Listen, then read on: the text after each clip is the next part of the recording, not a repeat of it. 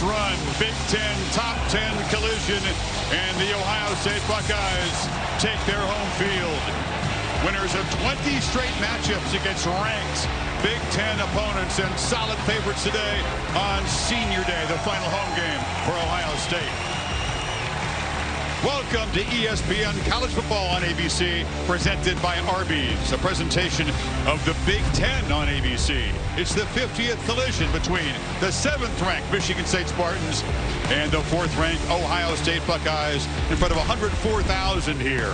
Ohio State can clinch the Big Ten East with a win and a loss today by Michigan against Maryland. Michigan State owns the tiebreaker over the Wolverines, so 2 wins, and they are headed to Indy to play for a conference championship.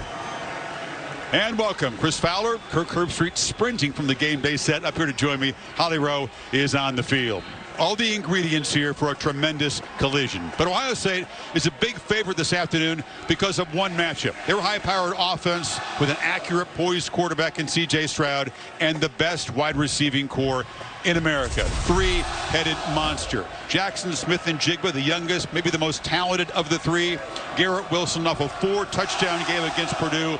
And the veteran Chris Olave, 2 touchdown catches away from the all-time record. They will take on the pass defense that is statistically the worst in the country. Michigan State's had all kinds of problems. And by the way, Travion Henderson, an explosive running back for Ohio State. So what do the Spartans have to do? Get their best player going, and that's Kenneth Walker III, who is a true Heisman contender at running back, by far the most productive running back in America this season. 147.3 per game from the transfer from Wake Forest. And if you look at his stats and compare them to the last 2 running backs to win the Heisman Trophy, both Alabama guys, Mark Ingram and Derrick Henry, they stack up very favorably. Now, can Walker do what those guys did? Can he seize the big stages at the end of the season and make a strong Heisman run? He feels okay coming off a 30-carry game, which he rolled his ankle, said he's good to go on this cold day in Columbus. Holly Rowe down in the field with Ryan Day, who still never lost a Big Ten game. Well, Coach Day, you said it's all on the line today, but what have you asked your team to do to have the focus and play clean football? Well, all week we just wanted to have a great week of practice to get to this point, to give us a chance. That's all it is. So now we got to take it one play at a time. We got to play tough. We got to execute really well. We got to play with discipline. Statistically, it looks like their passing defense is vulnerable. How can you take advantage of that today?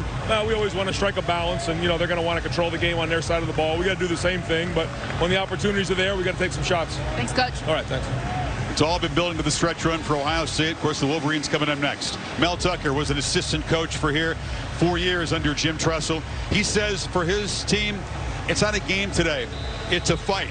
He knows they can't win on talent. They'll have to win on toughness and execution. Avoid those crushing mistakes.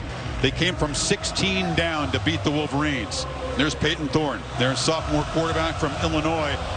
He'll be called on to make plays in the passing game, but the Buckeyes, of course, will be honed in on stopping number 9, Kenneth Walker.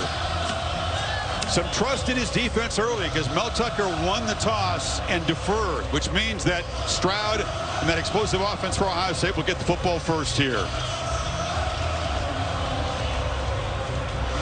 This is fun, just like you want it. Temperatures in the 30s, top 10 Big Ten collision. Division, conference, playoff chances all hanging in the balance for both teams. Right on cue, Kirk Herbstreit's made his way to the booth, got the headset on. Ready to go. Ready to go. Record pace. Let's do this. We'll see this, Kirk. Michigan State has to play defense first. It was their choice to defer. Julian Flemming back to receive the kickoff, and he's got to handle it inside the 4. Emeka Ibuka, their talented freshman normal kick returner, is not available for this game. So the ball gets lost in the sun of it, Kirk, and they have bad field position. Yeah, you can see right there, right away. He tries to put his hands up, completely lost the ball, and it just sits right there. He's lucky that the ball bounced up to him. So here comes Stroud, 30 touchdown passes, just 5 interceptions. And those 3 weapons we talked about, plus Travion Henderson, a 1,000-yard back as a freshman. Well, he has really settled in to become now a question mark in the Minnesota game without attempting a pass to now becoming a leader and a guy that they turn to now to make plays. It's Wilson who came in motion and a quick false start for the Buckeyes.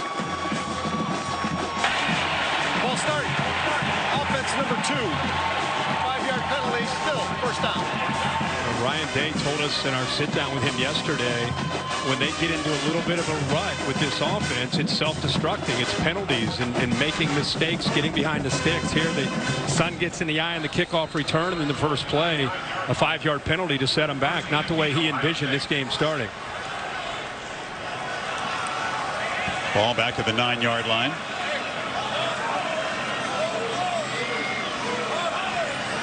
So Olave going in motion and then back. They throw it the far side. Olave trying to escape, and he'll be brought down after a short gain. Nice play on the far side by Darius Snow, the nickelback. Yeah, the Michigan State defense trying to set the tone early. Their head coach Mel Tucker told them, let's make this a backyard street fight. That's the mentality that they want to play with, trying to rally to the football against all the talent that the Buckeyes have. Give up 329 per game through the air. That's a staggering number. Again, worst in the FBS.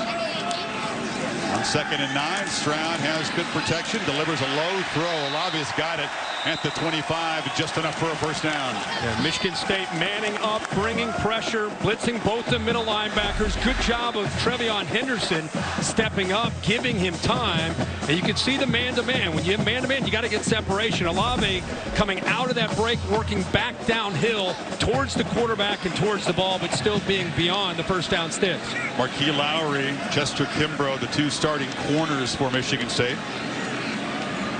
Henderson in the slot. Stroud looks to his right immediately, and that's Garrett Wilson going down low. Catch made at the 32 in front of Kimbrough. The style of defense that Michigan State wants to employ today is try to keep how explosive Ohio State can be in front of them. They don't want to give up the explosive play, willing to give up yards underneath, and then they just want to try to rally to the ball and not let those receivers get behind them after they make a catch up front. Yeah, you're right. They're going to give up yards. They know that. Red zone defense has been crucial for them all year. Yep. Henderson testing the left side, and he's got first down yardage across the 35, brought down by Kimbrough. I think that's what makes this offense for Ryan Day so tough. You know, I think the potential of having 3 1,000-yard receivers on one offense is tough enough. Then you'd add a 1,000-yard running back to it. 5 fresh bodies for the Spartans on defense, and they chase Stroud, who tries to get it to Wilson. Couldn't hold on as he needed to keep his balance on the sideline. Good pressure by Petrovsky there. Yeah, pretty good coverage downfield.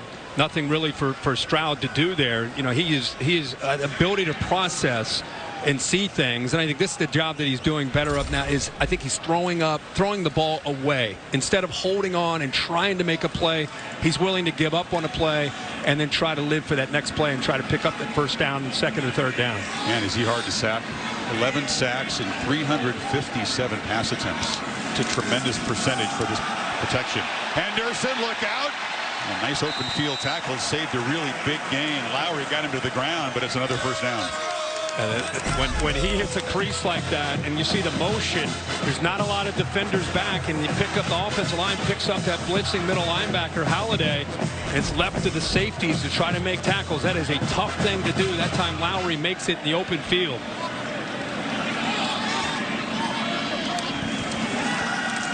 Blitz coming, and Stroud evades it. Wilson found some space in the middle of that zone. They're taking those easy access yards, about a 10-yard gain. And Ryan Day right now on the sideline, he and Kevin Wilson, offense coordinator upstairs, they're seeing these blitzing linebackers almost on every play. So what do? You make sure the back picks up those blitzes, and then you have that huge void in that defense where those backers were, and that's where they're attacking. 2nd and short. You wonder, do they take a shot in that situation? They just dump it down to Wilson, who's got first down yardage at the 41. Xavier Henderson tackled him. They're kind of spreading the ball outside. You know, they're stretching the defense out wide, finding some openings in the running game, hitting a few creases. Like you said, Chris, they're going to give up yards. It's really going to come down to the execution of the Ohio State offense in the red zone, which has been a strength most of the year with the exception of the Penn State-Nebraska games. Pop pass. Jaxon, Smith-Njigba, the blazing sophomore. Very dangerous play for Ohio State all season long. Spartans do a pretty good job defensively. That's a solid first down game.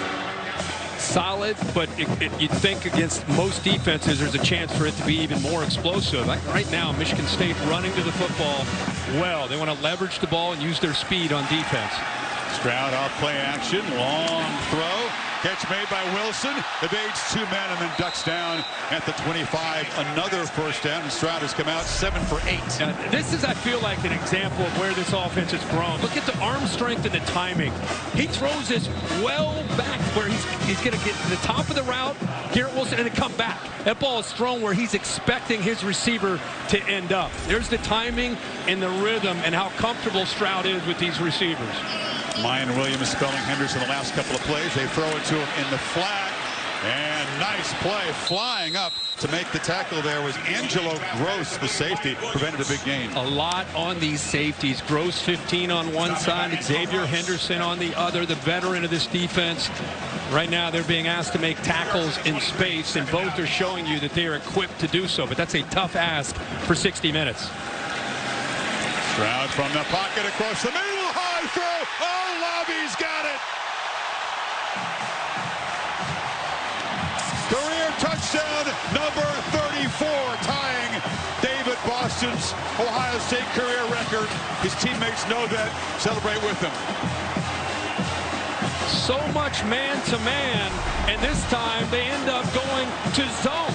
Look at that safety split, and he sees that open in the middle of that defense and throws it on a line between those safeties. Great recognition. They weren't in man. They go to zone. He saw it and made a perfect throw to one of his favorite targets, Olave. Olave's got the fewest catches of this three-headed monster receiving corps, but he's got the most touchdowns, a dozen this year. And again, 34 for the career. Backed up early, 5-yard penalty, doesn't matter. Buckeyes go 86 yards in 12 plays. Strike first.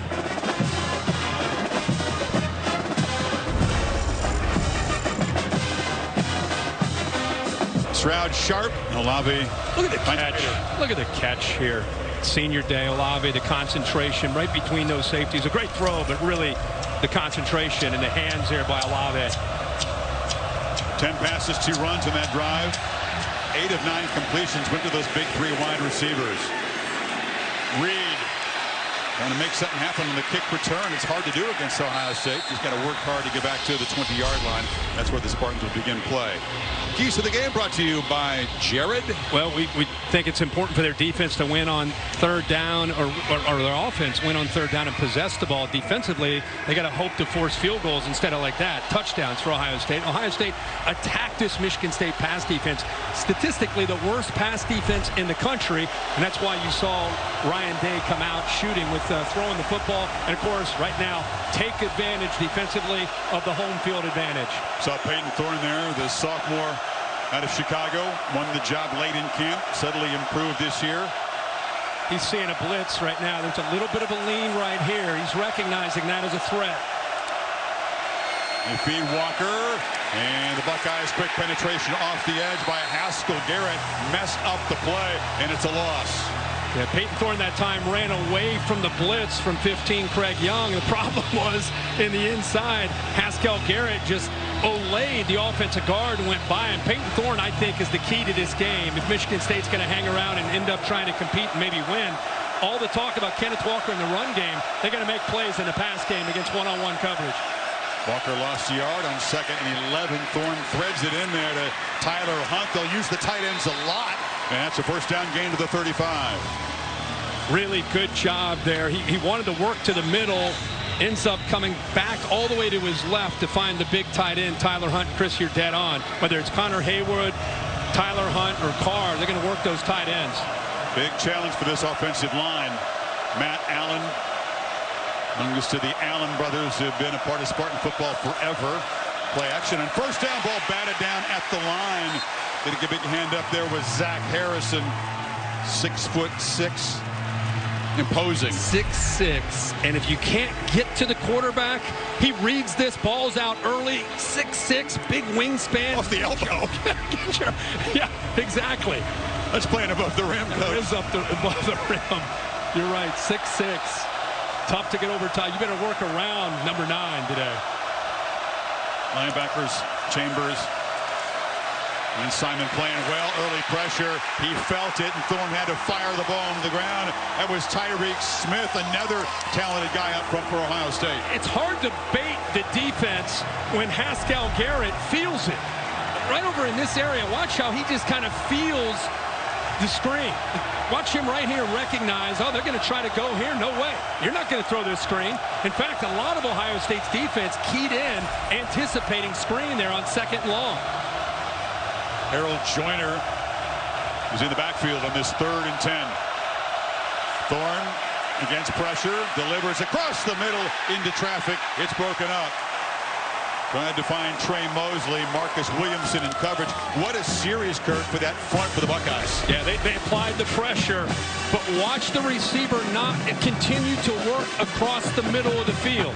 He stops instead of continuing to work against man-to-man. Peyton Thorne in man-to-man expects that receiver to continue to move. That's why he threw it where he did. Receiver came straight back, so a miscommunication, and the Buckeyes defensive line really set the tone there on that first series. Yeah, play by Garrett, Harrison, and Smith. Low punt into the wind. Smith-Njigba on a bounce and will be tackled right there. Good coverage by the Spartans team. It's Mosley, the receiver down there. Ohio State backed up again, but up by 7. Senior day. Garrett, Olave has already found the end zone here. And Bayer Munford, big tackle, was wearing 0 for the senior day run. Now shifted back to 75. 57th game today. Wow. This is this offense that we talked about. Stroud over 3,000 yards. Running back Trevion Henderson, what an incredible freshman year. And there's the 3 receivers. By the time this season's over, all 3 more than likely will be over 1,000. Texas Tech, the last Power 5 team to have 3,000-yard receivers. You know, the last like in 03, Wes Welker was part of that bunch. Last team that had 3 1,000-yard receivers and 1,000-yard backs only happened once. Devontae Adams and Fresno State back in 2013. It's the only time it's ever happened. Smith-Njigba's there. Olave and Wilson have some work to do to get to 1,000.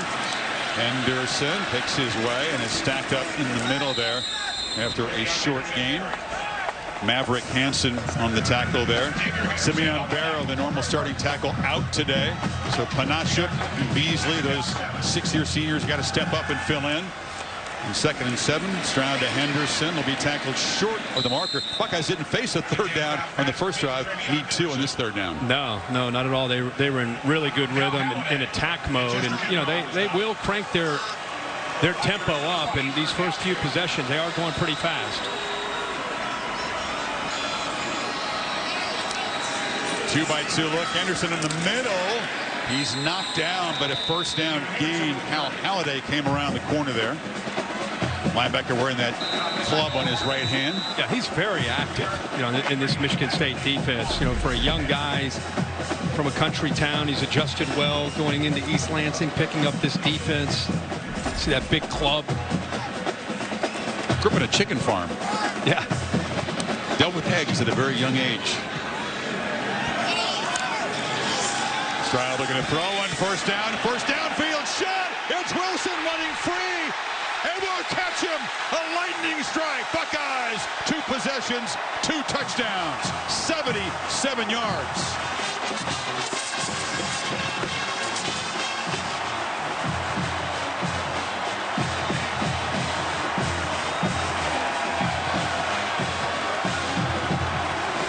C.J. Stroud put Xavier Henderson in a really tough spot.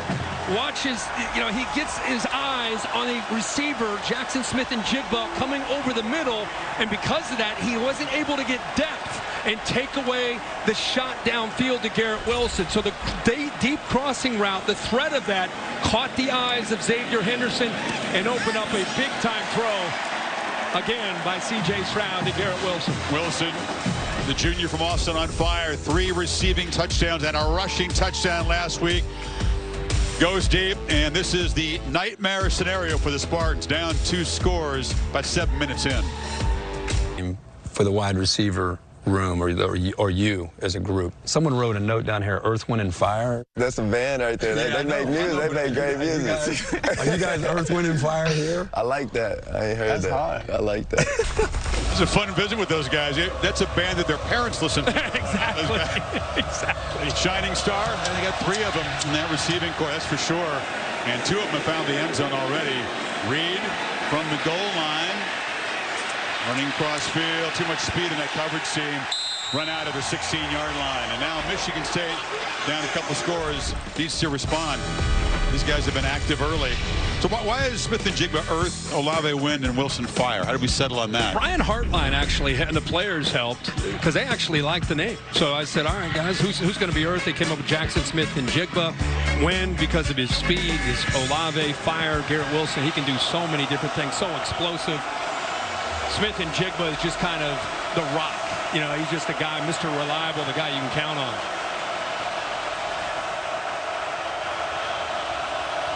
Kenneth Walker has 1 carry, lost a yard, his first one. They fake it to him, and smothering the quarterback is Tyreek Smith. He's making this read on the edge. He's trying to make a read and understand, is he going to commit to the back or is he going to come off the back? He expects him to come down on Kenneth Walker. Last thing you think is you're going to keep it as a quarterback. Instead, he pulls off of Kenneth Walker and takes Peyton Thorne and surprise Thorne, who misread it. Spartans behind the 6 on 2nd down again. Crowd roaring.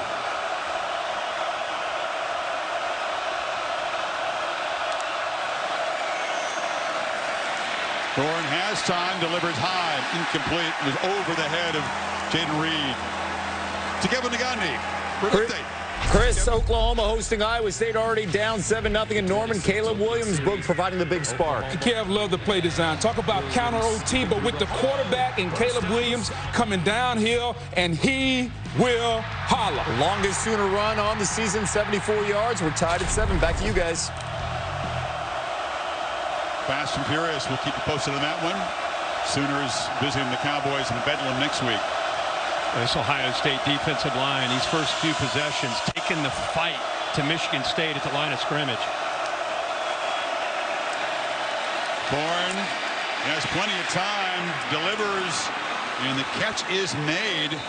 Clutch catch by Tyler Hunt. He ran a good route, and it's a first down. A clutch poise by Peyton Thorne to sit in there the way this defensive line is played and eventually have the patience to work and find his tight end. Comes between off of one linebacker, off the other. Meanwhile, Thorne's back there.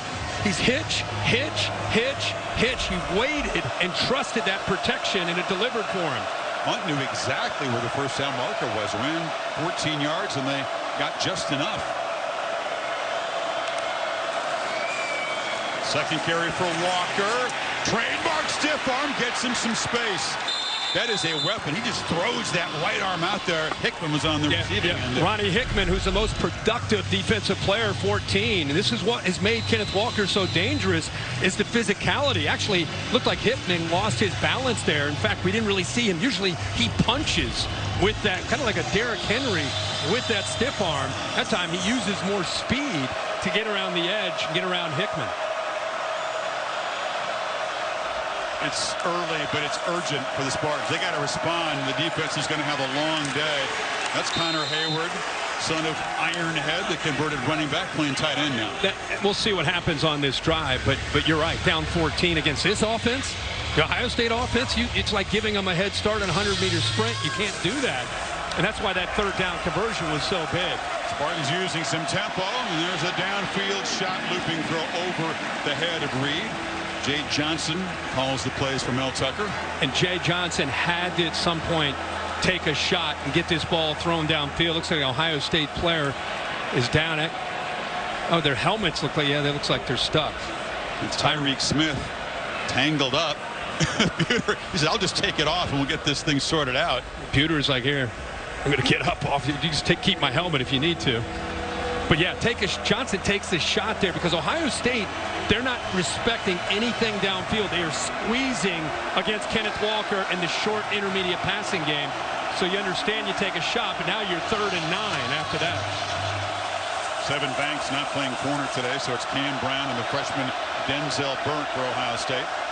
Joyner is the back on 3rd and long. Thorne loops a long throw, and the catch is made. First down yardage by Reed. Nice throw. He beat Burke that time. But what he said is exactly right there, Chris. Throwing that back, the back shoulder fade. Look at him throwing it away from Burke, who's the most talented corner that Ohio State has. Great matchup between Reed and Burke. And that time, because of the placement of the ball by Thorne, Reed wins again on 3rd down.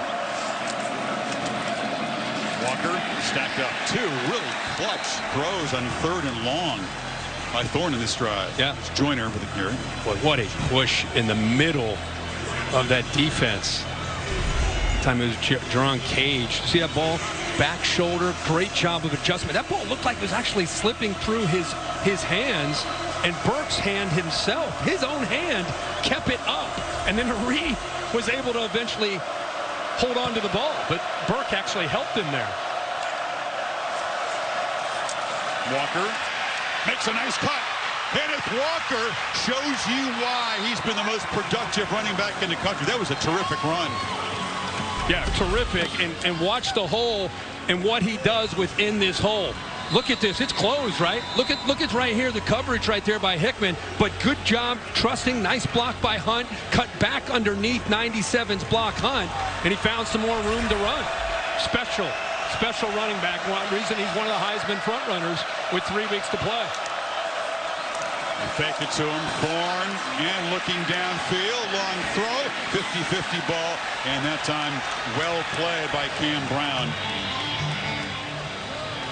See the feet. He's known how physical he can be, but what you need to appreciate is his vision, patience, and how explosive he is. Mel Tucker told us on our Zoom this week, he said, guys, he's strong, but you don't understand. He's rocked up. And you see him, how he attacks the weight room, and it's really paid dividends to transfer from Wake Forest. He has the speed to go along with the power. Tell me, Saquon is his favorite back. I said, you get in the weight room like Saquon? Not to that level, but he uses it as a role model, right? It's hard to go to that level, right? He's from the Memphis area. Thorne across the middle, batted in the air, and incomplete. Once again, Eichenberg getting a hand up to Holly. Well, you guys talk about Kenneth Walker III being rocked up. He has his father to thank for that. His dad would work a graveyard shift and get home early in the morning. He would wake Kenneth up and work out every single day of his life. Kenneth said, I got my work ethic from my dad. We've been working out as boys since I was 4 years old. He says dad got him in this kind of shape, and when he gets done with football, he wants to be a personal trainer. That rocked up attitude runs deep. I asked him, Holly, 4? What are you doing at 4? I was riding the bike, you know, trying. Sit-ups, push-ups. Another one of those 3rd and longs. It's Joyner in the game at tailback. And Thorne come up with something again. He's got protection, delivers a throw, and once again, a route right near the marker. That's Reed, who came back. Ohio State says they ripped the football out, but it's... Well, they were fighting for that ball, and as he was trying to reach, the ball did come out. You wonder if he was down. That was the reaction from the crowd. But how about the throw now on 3rd down? Really good coverage, tight coverage, maybe a little handsy. As he extends, that ball comes out. Burke was all over him. He reaches out, and looks like the ball's out. Before his shoulder. Before the shoulder touched. Crowd sees the replay and is booing, and see if they'll stop and take a look. Tom Kissinger is the replay official in this Big Ten crew. He was on top of Burke, and I think the ball came out, and then the shoulder hit after, and then it's recovered immediately by Bryson Shaw. He said the key thing has to be a clear and immediate recovery in a play like that, and Ohio State did come up with it. We'll bring in Bill LeMonnier, our rules expert here. Bill, how do you see this one? I see the ball out before he's down. There's an immediate recovery, so the whistle doesn't matter. They'll give them the ball at the spot of the recovery. So this will be reversed by replay. Tough play for the officials on the field, but it's a loose ball. Reed right at the marker, knows that. Just fighting for that extra yard. He needs to stretch the football out, and the shoulder's down, but the ball's gone. Ball's out. And, you know, you really appreciate the effort, by the way, from Reed. To try to do that. A great job by Burke, never giving up on that play to knock that ball loose. And there's Shaw. Defensive backs and defenders in college football are being coached because of the rule that Bill just talked about, how important it is to pick it up immediately. So in practice, in drill work, They always are picking up the fumble, but Burke knocked that ball loose. On his back, Kirk, he reaches up and never didn't even see it. He just is flinging his hand to try to, towards the football where it might be, and makes contact. And if this is ruled a fumble, it is a crushing mistake for the Spartans in the red zone. That would have been their, potentially, depending on the spot, could have been their third and long of this drive. If they turn it over here, it would be just the 14th turnover this season. They are +3 on the year, but against an offense this good with a struggling pass defense, this is crushing. If we, as suspect, get a turnover against play. Ryan Day's offense, your best defense is to try to convert on third down, chew clock, and keep C.J. Stroud on the sideline. That could be your best defense, and they had that going on this drive. They had a 12-play drive going, and close to 4 minutes, they've been able to chew off the clock and keep Stroud and company on the sideline. It's John O'Neill, the referee, conversing with the replay official Kissinger. You got a pretty good group of officials out here today and replay. I agree. The other thing, if I'd give a shout out to Jeff Carr, the umpire, we worked together a number of times. Yeah. This is last season, retiring. Just a class guy on and off the field. So great career. Real A-team today. By the way, the side judge, Bill, John Rogaman, also retiring after 20 years officiating, and talked to John pregame. Wanted me to give a shout out to Lee Corso because John was our running back for Corso in Indiana. Stopped by the set when we moved game day into the corner the last hour. They were actually Lee. You know how he sees a former player. Everybody needs to meet my guy here. After further review, it is an incomplete pass. As a result, it'll be 4th and 10 at the 29-yard line. That's a break for Michigan State. We didn't factor that in. They said he didn't have the ball, Bill, long enough to count this as a catch.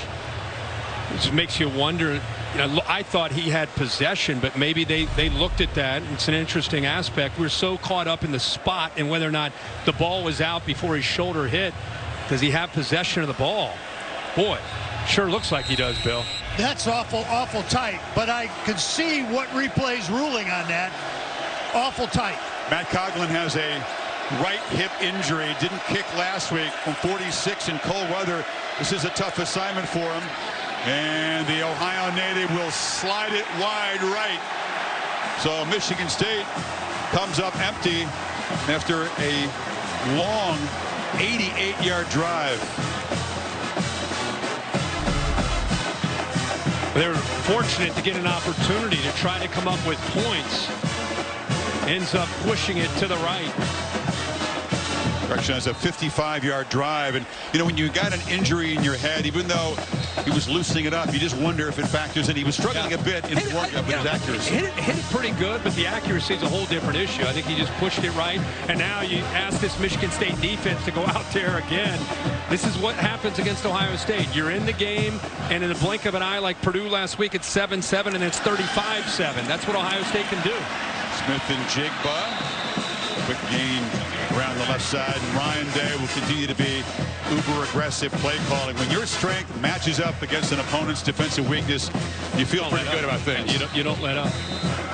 Their strength, of course, is throwing the football, and Michigan State has struggled all year defending the pass. It's been talked about by every analyst all week. Stroud on the run, flips it short. Smith-Njigba reach back behind him, makes the catch. First down at midfield. He just does everything so easy. A lot of guys have to work on technique, and of course he does too, but some guys are just gifted. They're just natural with their ball skills and their route running. Whether it's man, he's able to find that, recognize it, and pull away, or if it's zone. He does a good job with his eyes, looking around and finding the soft spot, making an easy throw for Stroud. I like what Olave and Wilson told you. We're pretty good. In fact, we're really good. We're first rounders, but this guy, number 11, different world. He's from a different place. That is high praise from your peers when those guys are both as good as they are. When I sat down with them for that feature, I thought, they'd say, oh, no, we're all pretty.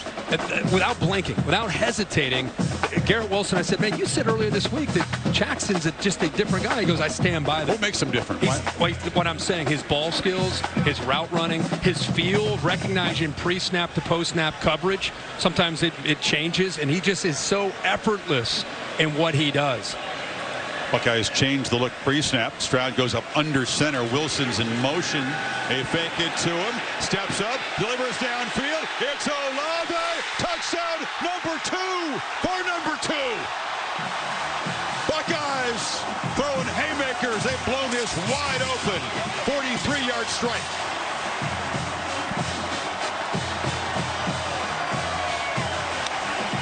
Well, again, they're attacking the safeties. This time it's Angelo Gross who's in the back of this defense.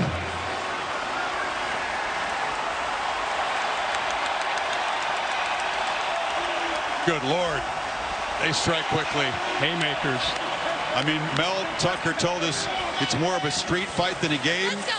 They got hit by a lead pipe over the head a couple times early on.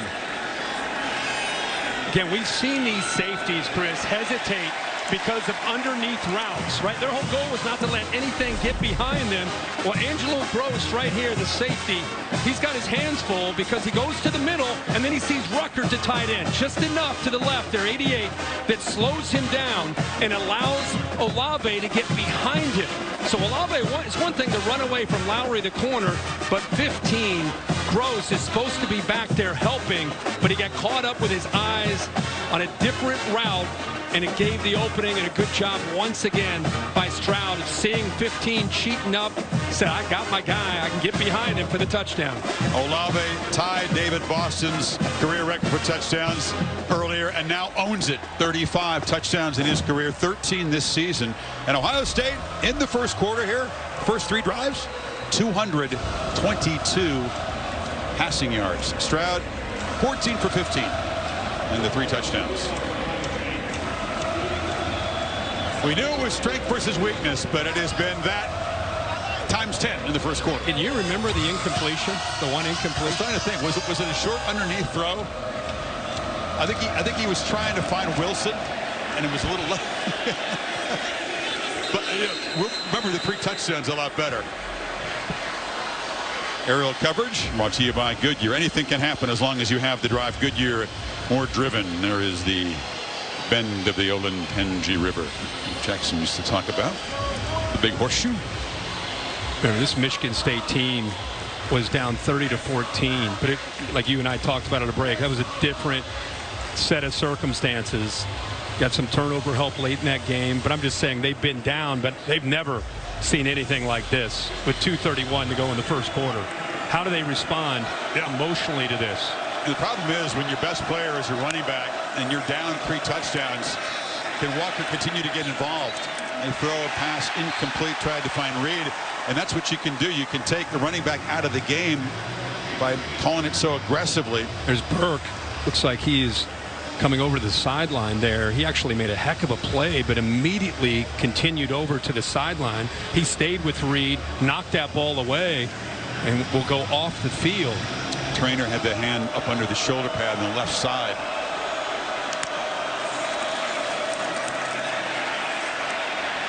Simmons makes a cut and bangs forward.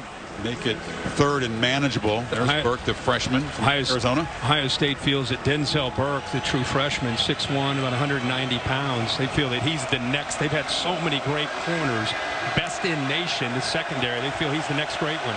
Going on 3rd and 4, delivers. And again, a catch just beyond the marker. That's Hayward. He's going to use his tight ends, especially on 3rd down. He has confidence in them. Ironically, Connor Hayward, the running back, who's now a tight end. Malik Carr, who's a receiver, now a tight end. So they've tried to get more athletic. Mel Tucker said, you know, when he put this staff together, he wanted more of an NFL offensive scheme to be able to recruit those players. So they'd love to use their tight ends. One thing they've done so far is they've been efficient on 3rd down. Simmons is spelling Walker, who said he was fine. Career high 30 carries last week. Did roll his ankle. Told me last night it wasn't a factor, but they've used him sparingly early on. Simmons has had his touches. If you're Jay Johnson, the offensive coordinator, you're not trying to play catch up. There he is, and you're not trying to. You're down 21. You're not thinking, okay, we gotta try to hurry up and catch up to him. You're looking at the long play, right? It's so early in this game. You're just trying to continue to stick with your plan. Simmons gets the toss, loses the ball. It's on the ground, and scramble for it. And I think the Buckeyes say they've got it again, and they do.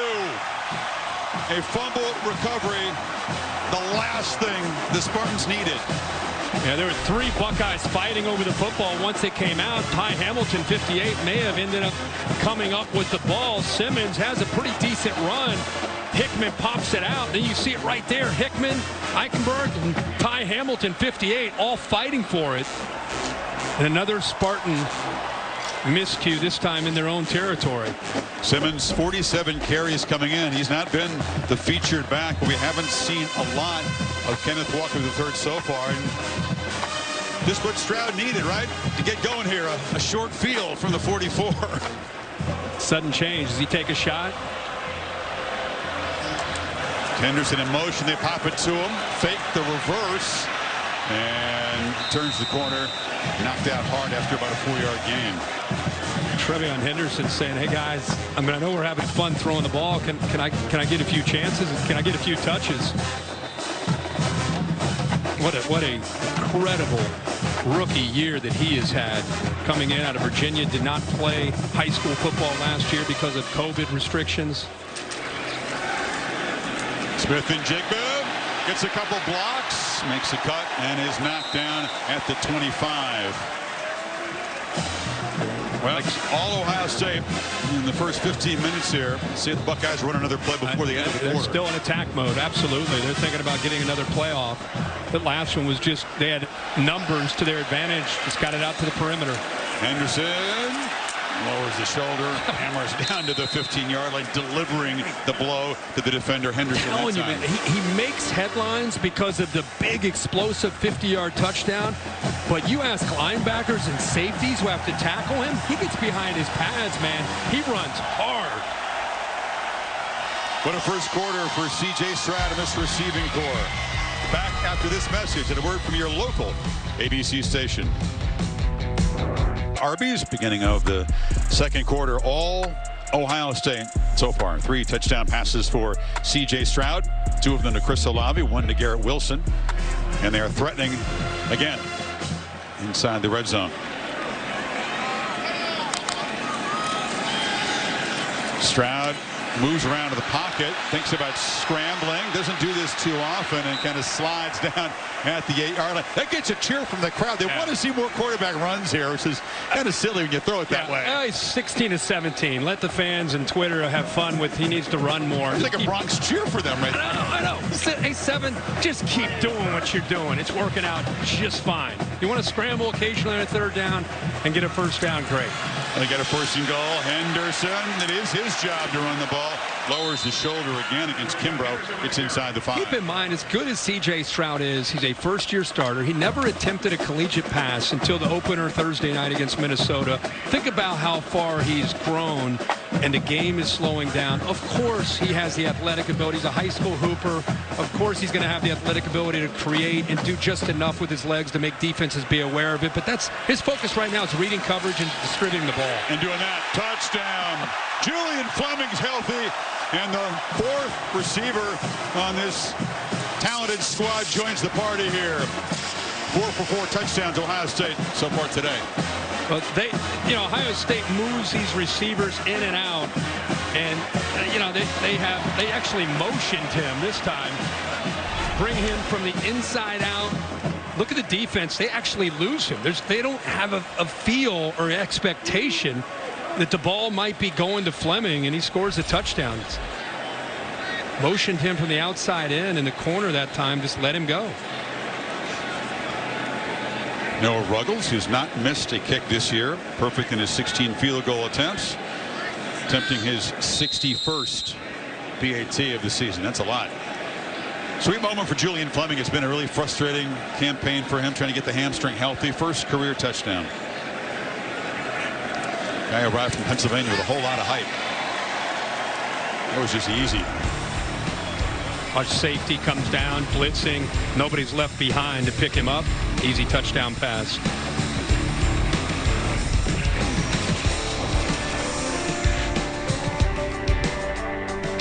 Brutus so far. You can kick off your Week 5 NFL Sunday, 10 o'clock Eastern, over on ESPN with NFL Countdown. Dak Prescott's going to be wired for sound. Kevin Hart joins live from Philly in this week's Monday Night Football game.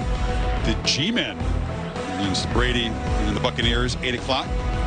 Both shows streaming live on the ESPN app. Peyton and Eli are back this Monday night.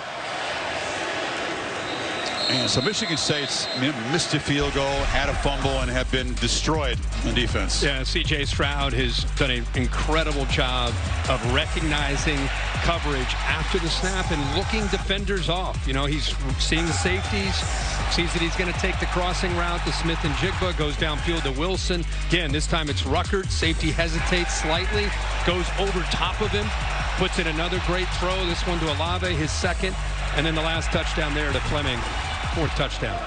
It's hardest working player, brought to you by Duluth Trading Company. Well, what do you do when you're down 4 scores and your defense is struggling? You try to get Walker going, picks up a couple yards in the middle. Spartans just got to be staggered here. They came from 16 down against Michigan at home. This one has felt very different from the start, though. Mel Tucker knew that they had to come in with a mentality that they were going to take the fight to Ohio State. But like you said, you get down 4 touchdowns in a blink of an eye. Also asking about that pass defense. He says, I can't sprinkle any magic dust on the DBs that we have and try to improve the matchup against Ohio State. It's going to take time to build the roster in that area. Absolutely. They haven't been good in pass defense in a while. You know, since the no-fly zone, Michigan State, these are their friendly skies. Now they haven't been top 5 in the conference in pass defense in since 13. Wow. It's a long time. Need 4 just to try to get this drive going. Thorne delivers, and it's almost intercepted. And jumping the route there was Cam Brown. Well, 4th down. You go to those 3rd down routes that are right at the sticks, and you have some success doing it over and over. Next thing you know, these DBs are going to start jumping it. That's what Cam Brown did. You could see him put his foot in the ground and drive down on that route. He got right in front of it, did everything perfectly. They look at him, he's like, oh, man, I had a pick 6.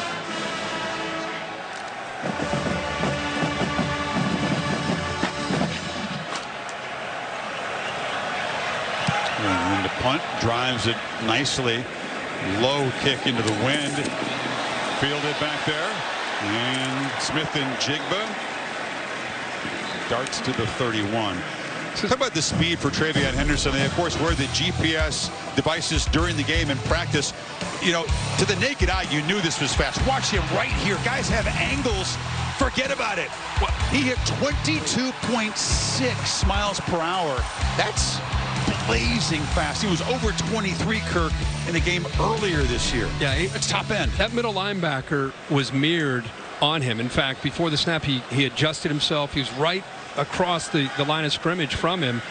But you'd think he would have an angle, but that speed took it away pretty quickly. Miyan Williams, who could start for a lot of teams, the battering ram. Cincinnati, brought down by Crouch, who's out there playing hurt at a linebacker position for the Spartans. Yeah, you see the center that time, Whippler getting out in front there, Munford, and he did a nice job of just kind of waiting, staying parallel to the line of scrimmage, and then once he got the blocks, then Williams after the blocks gets upfield and picks up very positive yards.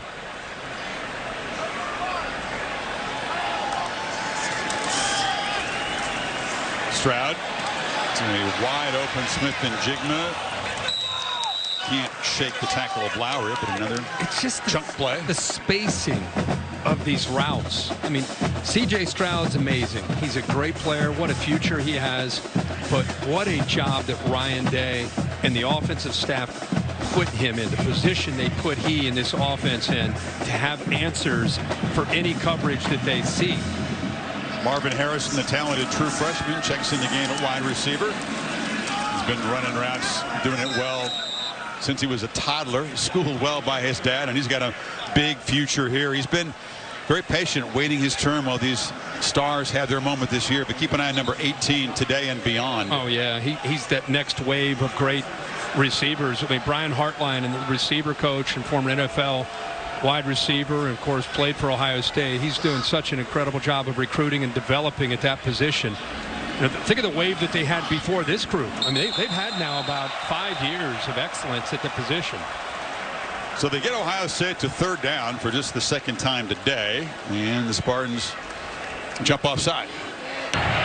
Offside, defense, number 99 with contact. 5-yard penalty. That yardage results in a first down. You know, who is wide receiver you? Buckeyes can certainly make a strong case. Going way back in the day to Chris Carter, your guy Joey Galloway in your era. Yep. Terry Glenn, David Boston, Michael Jenkins, Santonio Holmes, Teddy Ginn Jr., Brian Hartline, who's a receiver coach. Michael Thomas plays for the Saints. Terry McLaurin. Paris Campbell would be on that list. I mean, the list goes on and on. I mean, Ohio State's known over the years for their great running backs, right? But now, especially these last few years with Ryan Day recruiting, they've gone to another level at that receiver room. Stroud to Smith-Njigba. It starts with the quarterback. When you know that you've got a quarterback who's going to be around, who's going to throw you the ball, you got a play caller that likes to be aggressive. That makes a very attractive place for the elite wide receivers. Yeah, and that ties to J.T. Barrett's school record, by the way, and that big comeback against Penn State here 4 years ago. 16 straight. He's 19 for 20. Is it fair to say he's in a zone? I mean, I think he's feeling pretty good out there.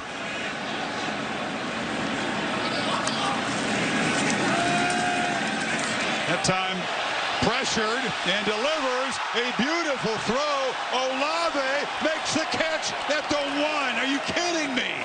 I don't know what to talk more about. The throw, because of the pressure, he kind of threw a fadeaway, or the hands, perfectly thrown ball way towards the sideline. And what a great job by Olave. The awareness, he knows he's right by the sideline, gets the right foot down. My goodness, here's the progressive pylon cam. I mean, the ball skills, the adjustment. The ball skills. Balance. He's just, that's amazing. It's one of his best catches he's had as a Buckeye right now. High formation, Miyan Williams scores easily, and Ohio State stretches the lead. Just ridiculous skill on display here. Throwing and catching. The blocking's not bad either. No. Nice job up front. See that left side just kind of turning their shoulder away from the running back, turning the defender. Michigan State kind of submarining, but still plenty of room for Williams to take it in to finish off this drive. But I'm still in awe of that throw and catch by Stroud to Olave, who's having a big day, by the way, with 5 receptions and 109 yards now on the day. Olave has had a tremendous season. Touchdowns now in 8 straight games, with 2 of them today, almost a third there. That was beautiful.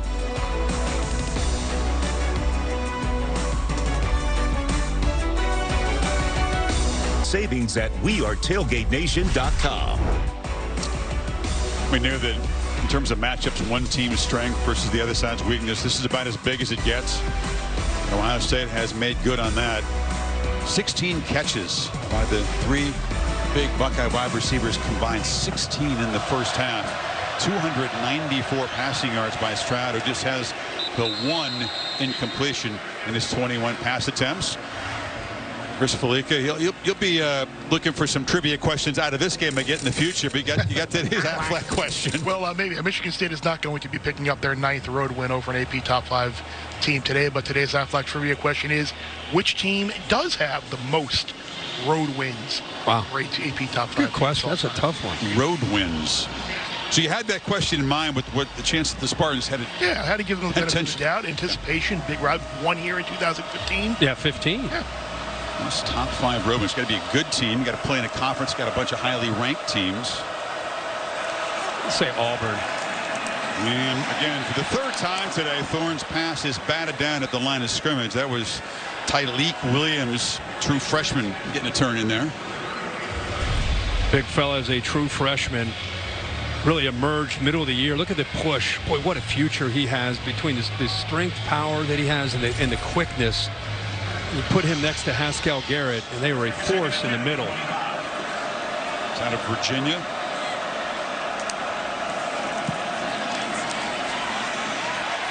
Going to get the edges. Walker makes a cut and is knocked down hard by Shaw. There's a flag near where he made the cut at the 21-yard line. It's a hold.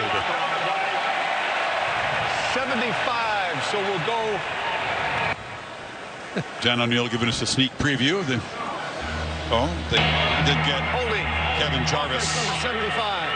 10-yard penalty for the previous spot. Repeat second down. It's been tough go for that offensive line. The front for the Buckeyes came out very inspired today, right from the first snap. You know, everybody early in the year was being very critical of the Ohio State defense. Keep in mind, we added up all of the players that played against Alabama in the national championship, and only one player, that was Sevyn Banks, returned in their back seven, and a lot of new faces on the front line. And I think now you start to see the fruits of the labor and the experience. They're starting to play a lot better as a group. Thorne flushed, chased, and just has to throw it away. That was quick pressure by Tyreek Smith. Yeah, good coverage downfield, which allowed eventually that twist to the left. See Tyreek Smith work to the inside, forces him out, but the coverage is outstanding. Buckeyes doing a better job of mixing up coverages late in the year with Matt Barnes. Used to be strictly a one-high team. Cover 3 or cover 1, meaning man-free. You've seen more and more quarters, just a lot of different defenses now that the secondary is playing and the quarterback has to read. On 3rd and 20, Buckeyes rush just 3, and the screen is rejected. That was Smith again. Absolutely nothing working for the Spartans at the moment. No, I mean, I think Tyreek Smith is one of the more underrated players. When he's healthy, he's a difference maker, and he is healthy over the last 2 or 3 weeks, and you've seen what he can do. I love that he senses this and gets up to knock that down. Tell you what, if that got over top of 11, Steel Chambers, 22, you'll see him come in right there. He's able to get behind those offensive linemen. That play never had a chance. Smith-Njigba, it's a very low kick. Fields it and has a chance here. Tackled at the 43-yard line, so Buckeyes will get good field position. Right back to Chris Felica for the Affleck trivia question answer. You said Auburn? I just threw out Auburn, yeah. They've had some big wins on the road. Auburn's a good guess, but the answer to today's Affleck trivia question is Notre Dame. Notre Dame's got 13. Oh. None since 2005, though. Plenty of opportunities. Yes. None since 05. Wow. Boy, this poor Michigan State defense, 35-0. And it's just, you're wondering in their heads if they're like, do we got to go back out there? I mean, it's been a rough start. And Stroud, how many has he hit in a row at this point? After the catch by Olave, keeps the streak going. 17's got the record by himself. And we haven't really seen Travion Henderson yet until now. A lot of space before contact and finally knocked down at the 40. What a good block here by Matthew Jones. Gets away, almost a potential hold, but gets him down before he ends up locking in to Hansen. Open that up on the right side there. Probably the most underrated aspect of the Ohio State offense is their offensive line. And they would tell you it's the most athletic and biggest that they've had since Ryan Day's taken over as the offensive coordinator and now head coach. Stroud looking downfield on 1st down, lofts it on just the second incompletion. Both Olave and Wilson were in the same area. Looked like a mix-up. That's completely unacceptable. We're going to have to get to the bottom of that. I don't know what the heck's going on out there. Ball has hit the ground, Kirk, and that's a murmur from the crowd here. That route didn't look right. No, there was something off. You can see even Olave kind of smiling. Somebody on the wrong route. All 3 top receivers lined up on the left side. Henderson running left and falls forward for a short gain. When we talked about the receivers coming in, Smith-Njigba was already over 1,000 yards. Wilson has gone over 900 yards. Olave over 800 yards for the season. What they've done today so far. Yeah, and again, all 3 are going to end up over 1,000 yards on the year, which, you know, in the air raid and run and shoot offenses, we've seen the Texas Techs and Hawaii's over the years. But when you throw in again the running game to be able to balance out that offense or the receivers, that makes it very dangerous. By the way, Jeremy Ruckert is a really good receiving tight end. Henderson's a really good receiver out of the backfield. We haven't even talked about it today. Right. They hasn't even needed those guys. Smith-Njigba was lined up in the backfield on that play. Crowd's giving Lee Corso the "Hey Lee Corso OH." Think he knows how to reply? Is LC leaving the building here? He said he's seen enough. He's seen enough. My pick was right. I'm out of here. Pick's right. I'm done. ESPN, back to Chris and Kirk. That holds. Wake would have to win at Boston College next week to win the division. Buckeyes right back at it here. Smith-Njigba makes a cut and ducks down inside the 30. Holly? Well, guys, something just happened on the field that is very impressive to me. Ohio State's up 35-0, but remember that route mix-up with Olave and Wilson? C.J. Stroud, the young redshirt freshman quarterback, came over to Garrett Wilson and Chris Olave and got that straightened out. Garrett Wilson was like, that was my fault, my mental mistake, but I love that he's paying attention to the details like that. Love that, Holly. It speaks volumes about the maturity of the young quarterback. You don't see that. You know, just wants to make as good as everything is gone. That play easily could have just forgotten about, but clean it up. It's great action. Slant. Olave again. Tackled at the 11-yard line. That was just his second incompletion of the afternoon. CJ getting that sorted out. Yeah, he moves Henderson to his left to set up a little play action. Linebackers froze off the play action look, gave him that nice throwing lane. Throws it right by Noah Harvey, the linebacker. Over 300 yards passing in the first half. Really in a quarter and a half. Looking for more. End zone. Easy pitch and catch. It's scary. No let up, no mercy in Columbus this afternoon.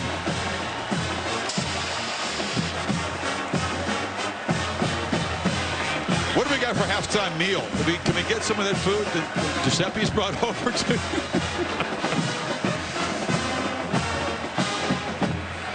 You know, they had a similar start against Purdue. Remember when they were struggling kind of against Penn State and Nebraska? They had an intense week of practice before last week's game came out and scored 6 touchdowns in 6 possessions. They have duplicated that here. You think this Michigan State? You think this team's trying to peak at the right time of the year? Let's go back and look at this touchdown. You see the slot receiver. He's on the inside. And watch the coverage. Watch how they leave the middle of that field open. You can see that. Look at that. Look at the hard outside move. Right there. Just he gives a little bit. Safety has to respect it. And there's just the timing. Beautiful route. Sticks it. Moves the safety. That's a mismatch. Angelo Gross, he's a safety out there one-on-one against Garrett Wilson. It's not going to work out. It takes a Sunday-level corner to stick with him, much less a struggling safety. So C.J. Stroud came out poised, accurate from the start.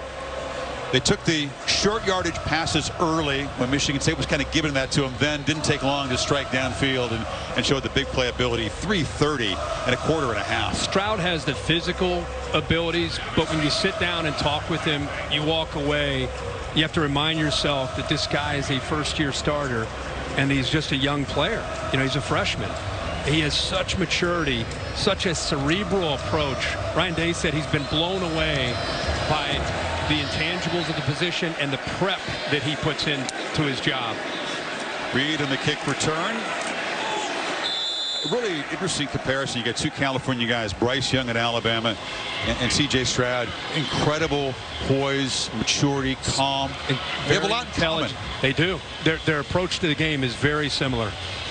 Well, tonight on ABC, Pac-12 matchup, Ducks and Utes.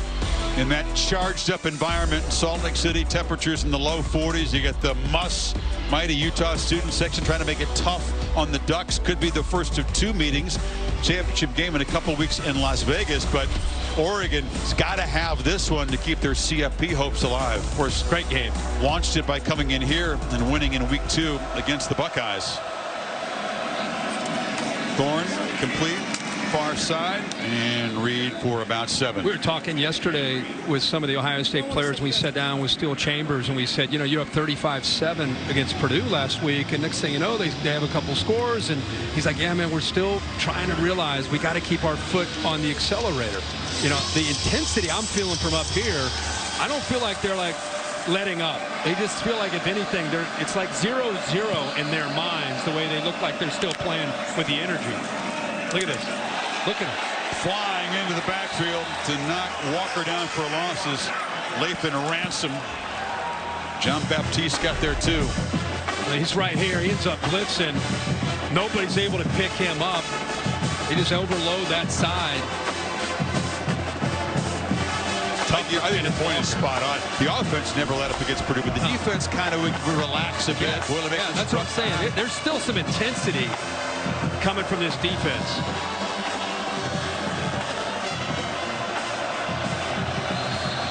Crowd, some of them are gone, but those that are here are making noise. They're enjoying. This is a party in Columbus this afternoon. Charge timeout. Ohio State. They're first. Mel Tucker coming in here. Lots of reports about a 10-year, $95 million contract extension for the Michigan State coach. He didn't want to talk about that. But in this game, he thought his team would come out, and although they couldn't match the Buckeyes in talent, would be tough and intense and avoid the mistakes. Boy, it's gotten sideways in a real hurry. Now you just go in and you just appeal to your team's pride at this point. Yeah, and to me, this isn't really about what's wrong with Mel Tucker and Michigan State. It's really more about what's been right with Ohio State. They came into this game with a purpose, and it's not just Michigan State.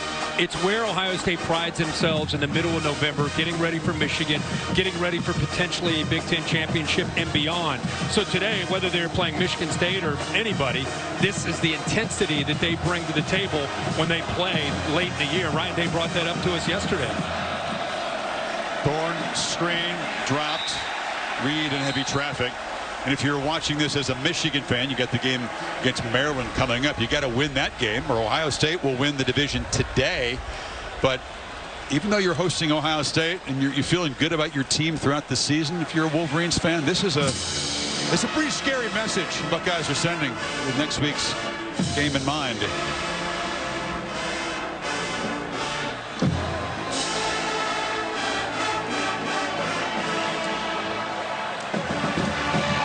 Andrew drives a nice punt. He's done a pretty good job, and Smith-Njigba driven all the way back to the 12-yard line. Tries to go around the corner. That didn't work. Cuts it back, weaves his way, and is dropping a shoestring tackle at the 15-yard line. C.J. Stroud back to work. Up by 6 touchdowns. Down 42-0, and we still have time in the first half. Is this one of those games Ohio State could jump over Oregon in the playoff conversation? I don't think they can, Kev. To me, head-to-head still matters. Great performance, but you got to value what Oregon did coming into the horseshoe, beating Ohio State. And of course, we're going to see Oregon later on against Utah. Let's go to Chris and Herbie right now. All right, thanks, guys. Stroud flips the ball underneath. And that's Jeremy Rucker at the tight end getting involved. He's a pretty good weapon, too. Overshadowed in this offense, but the ball out to the 43. He's an NFL tight end that they just don't have to use as much as they'd like to, but you'll be watching him play on Sundays for a very long time. Has such a big body, but you could see, really, when he came to Ohio State, he was known more as a receiver who was playing tight end, has really grown into the position at 6'5", 250. But you can see what he can do when he's got some room to run himself. The first down throw. And you check it down underneath. And Williams is knocked down. Ohio State hasn't really had great field position, but it hasn't mattered. Look at this drive chart. That's not a misprint. That's not your video game from earlier this morning when you played Madden. This is live. This is real. Like, this is what Ohio State has done in 6 possessions. And I can't imagine unless they self-destruct. I don't know how you stop this offense today. And Ryan Day's not letting off. You know, he's not letting up in any way. He is not. This is Wilson. 450-plus yards of offense in this first half. Still 4:24 to play before the break. And this is one of those deals where, who do you want to feed? Who do you want to get involved? Get everybody some stats, right? Honestly, I don't think he looks at it like that. I think it's more about what's the defense providing, what coverage are they playing is going to dictate who's going to get. But I mean, who do you put in the touches? game? Oh yeah, anybody in the game is going to get stats. Yeah, for sure. But I don't even think his brain's come close to thinking that at this point. I think it's more about continuing to keep the foot on the gas. Probably right. There's time for that in the second half. Yeah. And Stroud that time didn't get rid of it quickly. Maverick Hansen on the sack, just the 12th the Buckeyes have given up this year. Yeah, just a little bit of movement on the inside, little twists, caused a little bit of confusion. The center Whippler there, he stayed on his man, unable to come off. And a good job by Michigan State being able to get home, get Ohio State behind the sticks now. See if it makes a difference. 2nd and 18. Good to see some of the backup Spartan defensive linemen, and they're still fighting Down by 6 touchdowns. Williams breaks into the clear, spin move, and is knocked down at the 36. It's another first down for the backup tailback in this offense. Yeah, I mean, that play just opens up Michigan State. As much as Ohio State has been throwing, they're clearing out. I mean, the middle linebacker that time, Kyle Holliday, he took off and run. There's Noah Harvey who's down. They cleared out the middle. Linebackers were thinking run. There's no one there. And nice pickup by Williams. Well, the receiving corps that you visited with, you talked about the Earth, Wind, and Fire nickname, something these guys are embracing. All of them got involved. Olave, just some beautiful catches, a couple quick touchdowns. Garrett Wilson has a couple touchdown catches. Smith-Njigba has been more of a complimentary player so far. When I sat down with them, the thing that stood out to me is how unselfish they truly are. Not to say the right thing, but they genuinely pull for each other. And I asked him, is it weird when maybe you have 2 catches and he's got 11? And they said, no, it all comes around eventually. So today it's Olave and Garrett Wilson, both over 100 yards. But I think it's cool that the brotherhood and how much they genuinely want to see each other get their opportunities to make plays. Nobody's sitting there. Like, a lot of receivers are like, whoa, what about me? When am I going to get my chance? You don't get that vibe at all from these 3. Alabama's best receiver was in the Ohio State wide receiver room. Jamison Williams has gone down there and become a star in Tuscaloosa. Sure has. Imagine him in this room. They really have something. You put the safety right there. They'd really be onto something if they had him. Just an embarrassment of riches there. You got numbers out wide. If he wants to throw a quick throw right here, he's got 2 blockers out in front. They're not walked out over him. Stroud on first down. It is the 29th pass attempt, the 27th completion of this first half. Olave's got it at the 21. Yeah, they're giving him about a 15-yard, 8 to 15-yard cushion, just dropping out. Look at him bailing. Just taking off, and Olave, instead of going downfield, says, "I'll just settle right here." Easy throw, easy read for Stroud. You know, that's the defense that a lot of teams try. Is, hey, I don't want him to go by me. I'm just gonna I'll allow him to throw it underneath. Well, that's a first down. Play action again. Dumped down to Mitch Rossi. Involved the tight end for the first time. Ronald Williams with a physical tackle. A big hit by Ronald Williams, dislodged the ball. And fortunate for Ohio State, unfortunate for Michigan State. Big hit right there. Goes right out of bounds. See a couple Spartan defenders right there ready to get on the ball if it would have stayed in bounds. Landed on the paint. This is what we thought the game was going to be. Michigan State allowing Ohio State to throw underneath, get them in the red zone, and then would Ohio State execute in the red zone. But we've seen so many big plays, we haven't seen a lot of this. And around Wilson runs into heavy traffic, and they tackle him at the 11-yard line.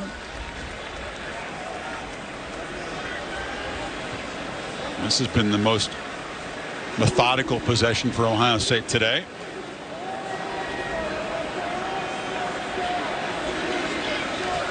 Ryan Day is such a perfectionist as a play caller. Those 2 games against Penn State and Nebraska, where they went 2 of 9 in the red zone as far as touchdown opportunities, really frustrated him. They got back to work, did a better job of it against Purdue. It's been a strength all year, with the exception of those 2 games.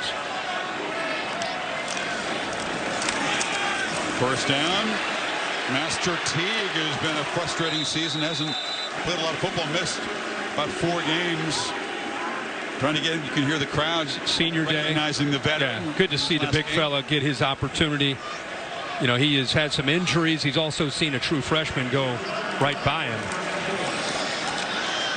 Stroud rolling. Stretches the play.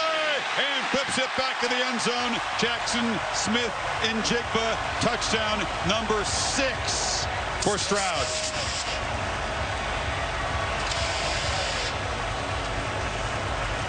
Just never gave up on looking for Jaxon Smith-Njigba, and it opened late. A couple Michigan State defenders actually ran into each other. They had him covered, and then they ran into each other, and it just opened it up. There was no one left. Both the safeties.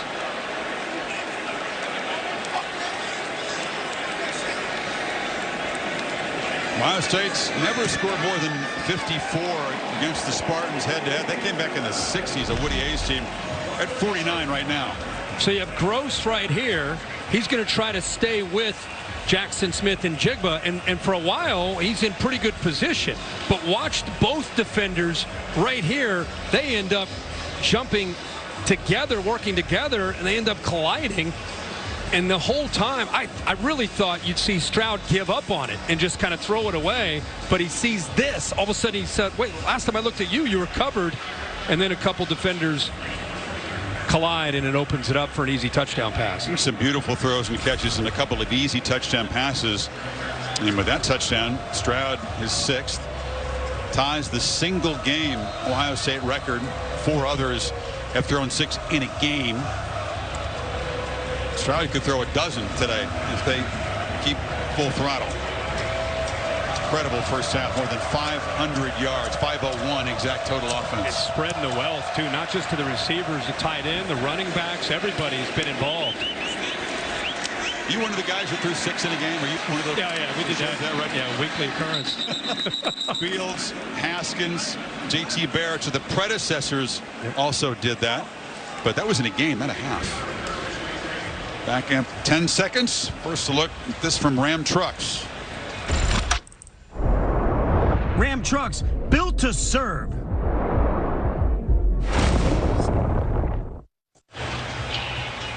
What in the world do you say on the Michigan State sideline?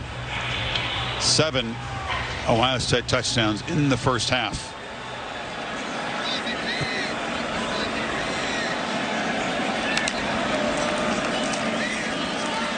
Thorne, catch against the zone.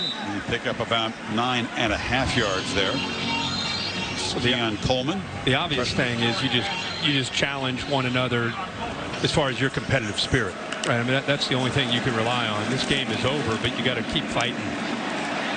Tries to find Hunt. Well defended over the middle. I think that the thing to take away from this for people that watch around the country is, I know a lot of people bring up Ohio State lost to Oregon. If you want to look at this Ohio State team on both sides of the ball and think that they're the same team in week 10 that they were in week 2 or 3 or 4, it's a completely different team at quarterback and on defense. Yeah, that loss sort of energized them, really. Yeah. Focused them. Sure did. Gained hunger from that. But results do matter. I mean, let's not downplay the win by Oregon. They had C.J. Verdell healthy at that point. They ran right through the defense. Not saying that at all. In Oregon, they should be ahead and they should control their own destiny. That's great. I'm just saying this is a different football team. Doesn't take a well-trained eye to see that. If nothing else, just the energy and the confidence that they play with that experience of 10 games. And I keep pointing more to this side of the ball. I think we kind of knew that they were going to be pretty electric as an offense. Matt Barnes, a 35-year-old who's called the defensive plays for the last 8 games. They've clamped down against the run primarily, right? 6 rushing touchdowns allowed in the first 2 games. Only allowed 3 since then. Incomplete. Into the middle off the hands of Montori Foster. Now you're talking in the break, and I heard you say it on game day as well. Look, we're already looking toward the postseason. Ohio State's tracking toward that. Georgia's sitting there, perhaps could afford a loss. That Dogs defense has been dominant against this offense. I'd sign up for that. Of everything, of all the teams out there, you'd want to see Ohio State's offense in that dare to dream game against the Georgia defense. I mean, that's the best unit on one side of the ball, best unit on the other side of the ball in the country. Here comes a blitz. It's picked up. Thorne scrambles and delivers incomplete. Try to make a play on the sideline there. Haskell Garrett with the pressure. 4th down. Coverage by Marcus Williamson. 4th and 10, 42. Well, the real question, Ohio State 7 possessions and 7 touchdowns, 41 seconds left. Do they take a knee or they keep going? You said they wouldn't throttle back. I know. They haven't.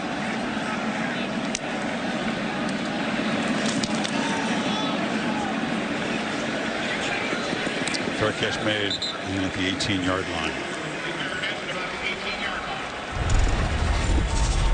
Talked about the college football playoff rankings. The computers don't like Oregon. The FPI doesn't. The selection committee does have respect for what they did here and navigating the Pac-12. The Ducks are underdogs tonight against Utah. Want to tune into that one on ABC. They're underdogs in a tough environment going to Salt Lake. Cincinnati, people very excited to watch them at home against SMU. SMU can spin it, can score a lot of points because Ohio State will shut it down for the half.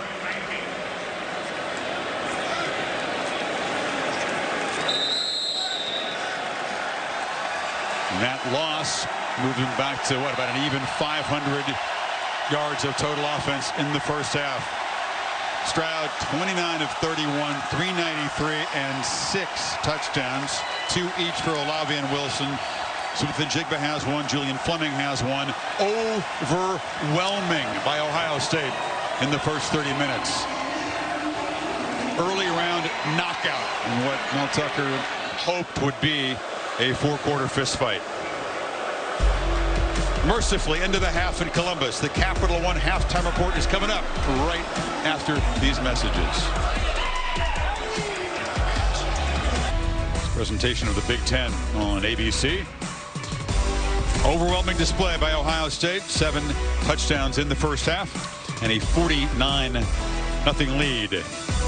It's been a party here for Ohio State. Tremendous intensity, Kirk, and execution from the start, and a big talent gap, and it's added up to what we've seen so far. Yeah, I think a lot of people expected Ohio State's passing game to be a concern for Michigan State, obviously, but I don't know if anybody, including Ryan Day, expected this, you know, with the way they've executed. It's one thing to call plays and have a pretty good idea of what you want to do. It's another thing to watch it unfold right before your eyes, and it started on that first possession. There's a 5-yard penalty before they even run a play. It didn't matter. Foster on the kick return is smacked hard. That gets a big ooh from the crowd at the 24-yard line. Roger Mitchell making the play. Well, the Ohio State linebacker hit the Ohio State defense, especially that front, just brought energy against Thorne, making 3 plays early in this game. That is a serious hit. You see paint coming off that helmet, inside of the helmet popping off.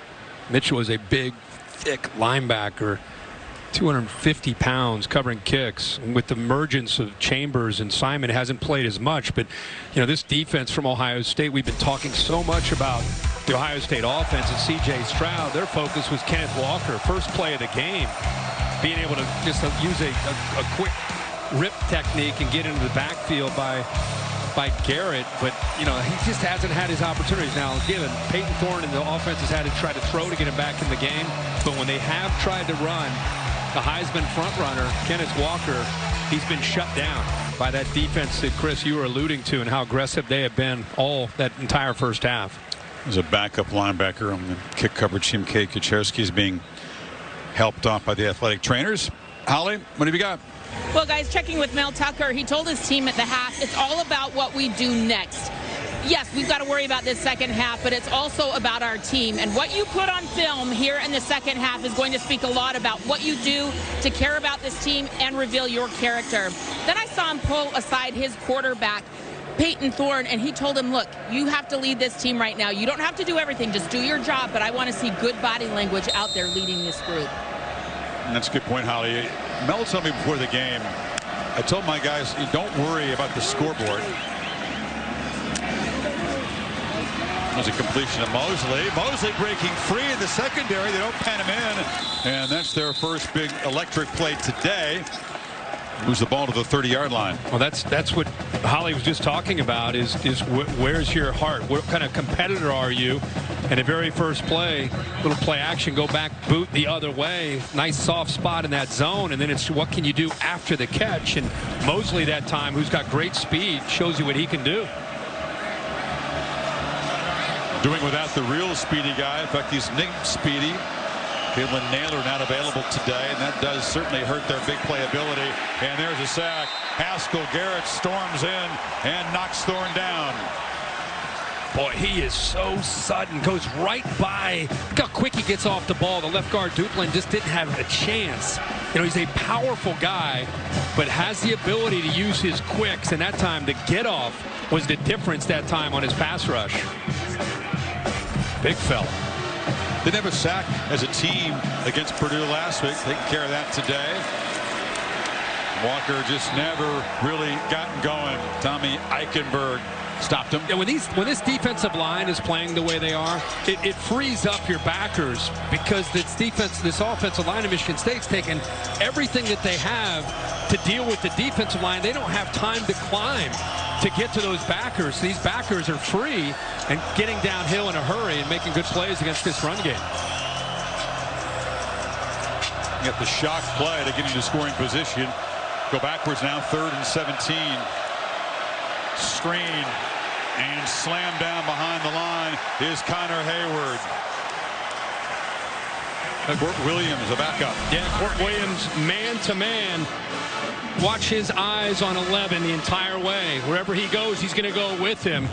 Court Williams, a linebacker, but also can play defensive back. A very versatile, big, athletic, young freshman out of California. That time, man-to-man, does a good job on Hayward. So they get the big play, and then 3 straight stops by Ohio State's defense.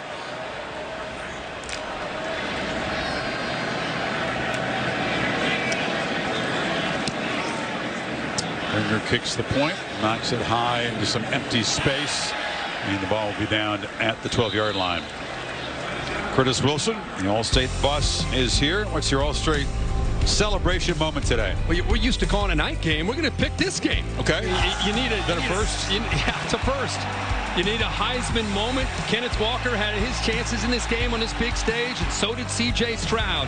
And C.J. Stroud has taken advantage of it in that first half. 29 of 31, 393, and 6 touchdowns in those 6 possessions. Very cool that Patrick Mahomes on a bye week for the Chiefs checking out the game here, and very impressed with what C.J. Stroud did. He just laughing in the first half. He's just on his couch laughing.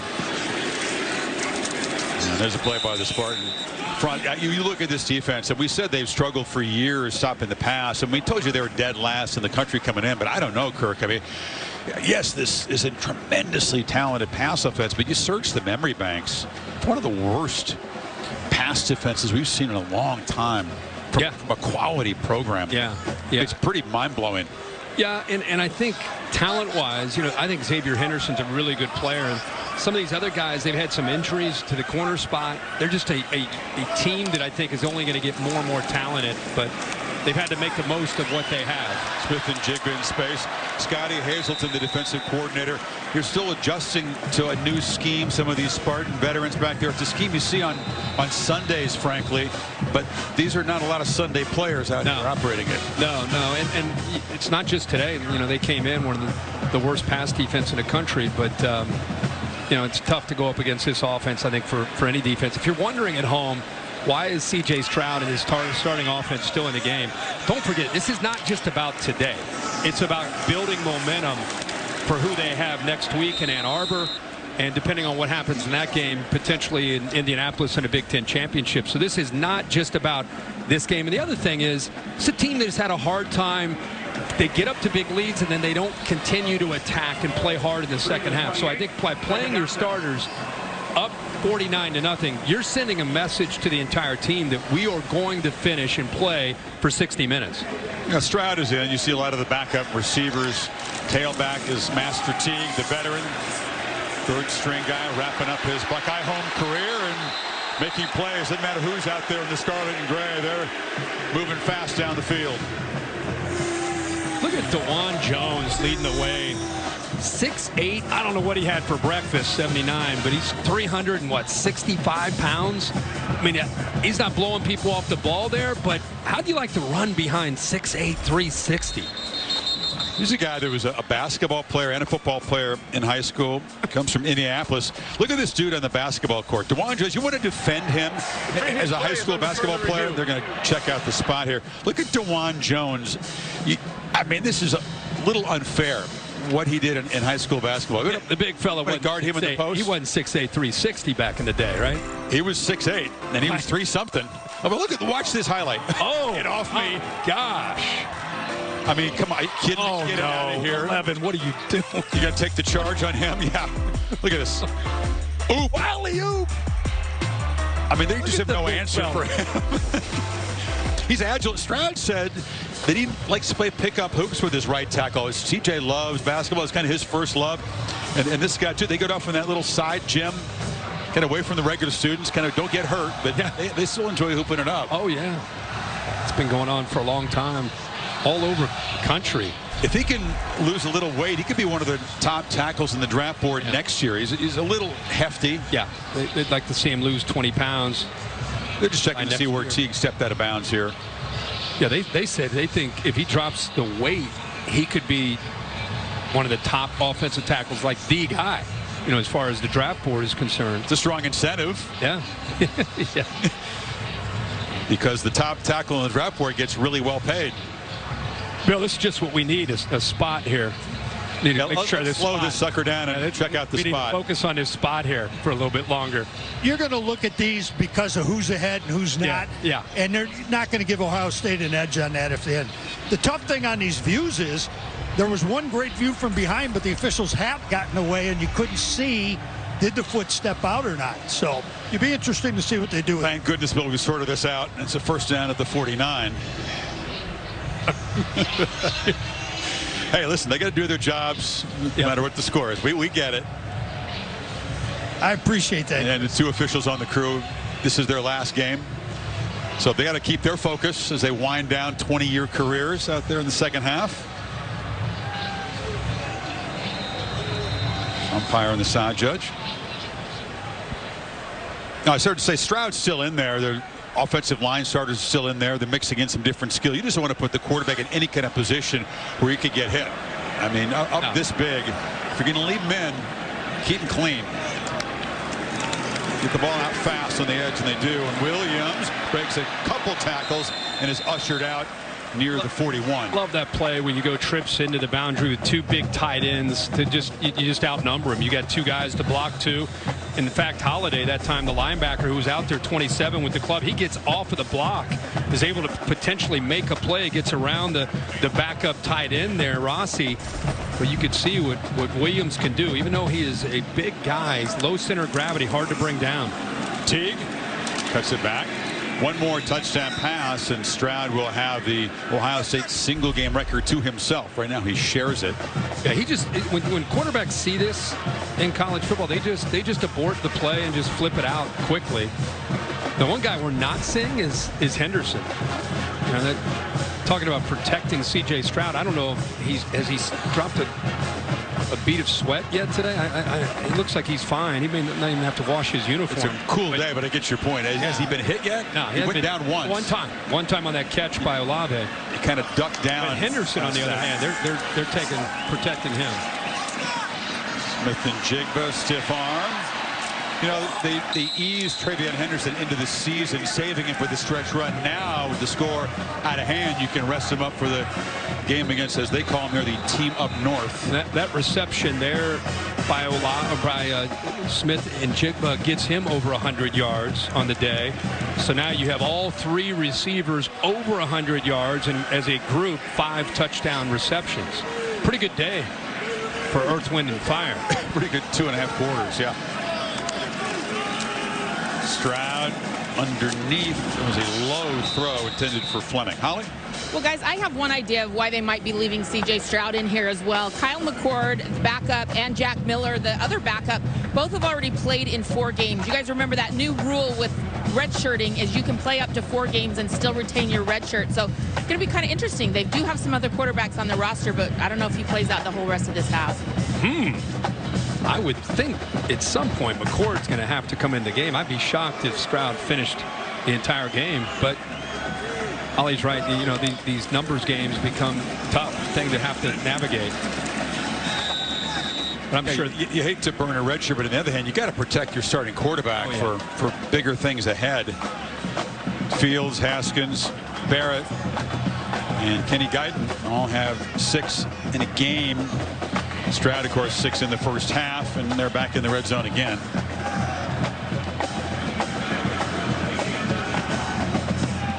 3 incompletions. So when you have double the number of touchdowns that you have for incompletions, it's a good afternoon. Yeah.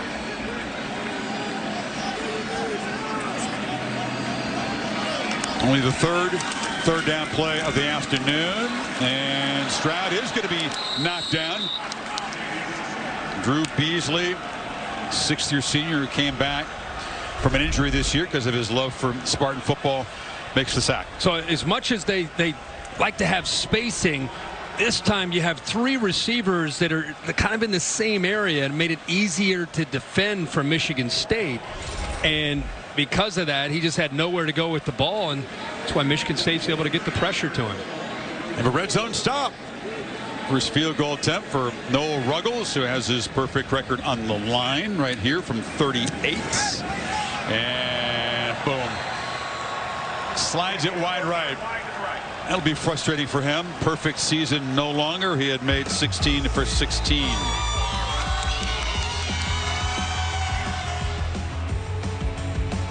Buckeye All-American. They plant another tree over there next to the tennis courts just outside the shoe.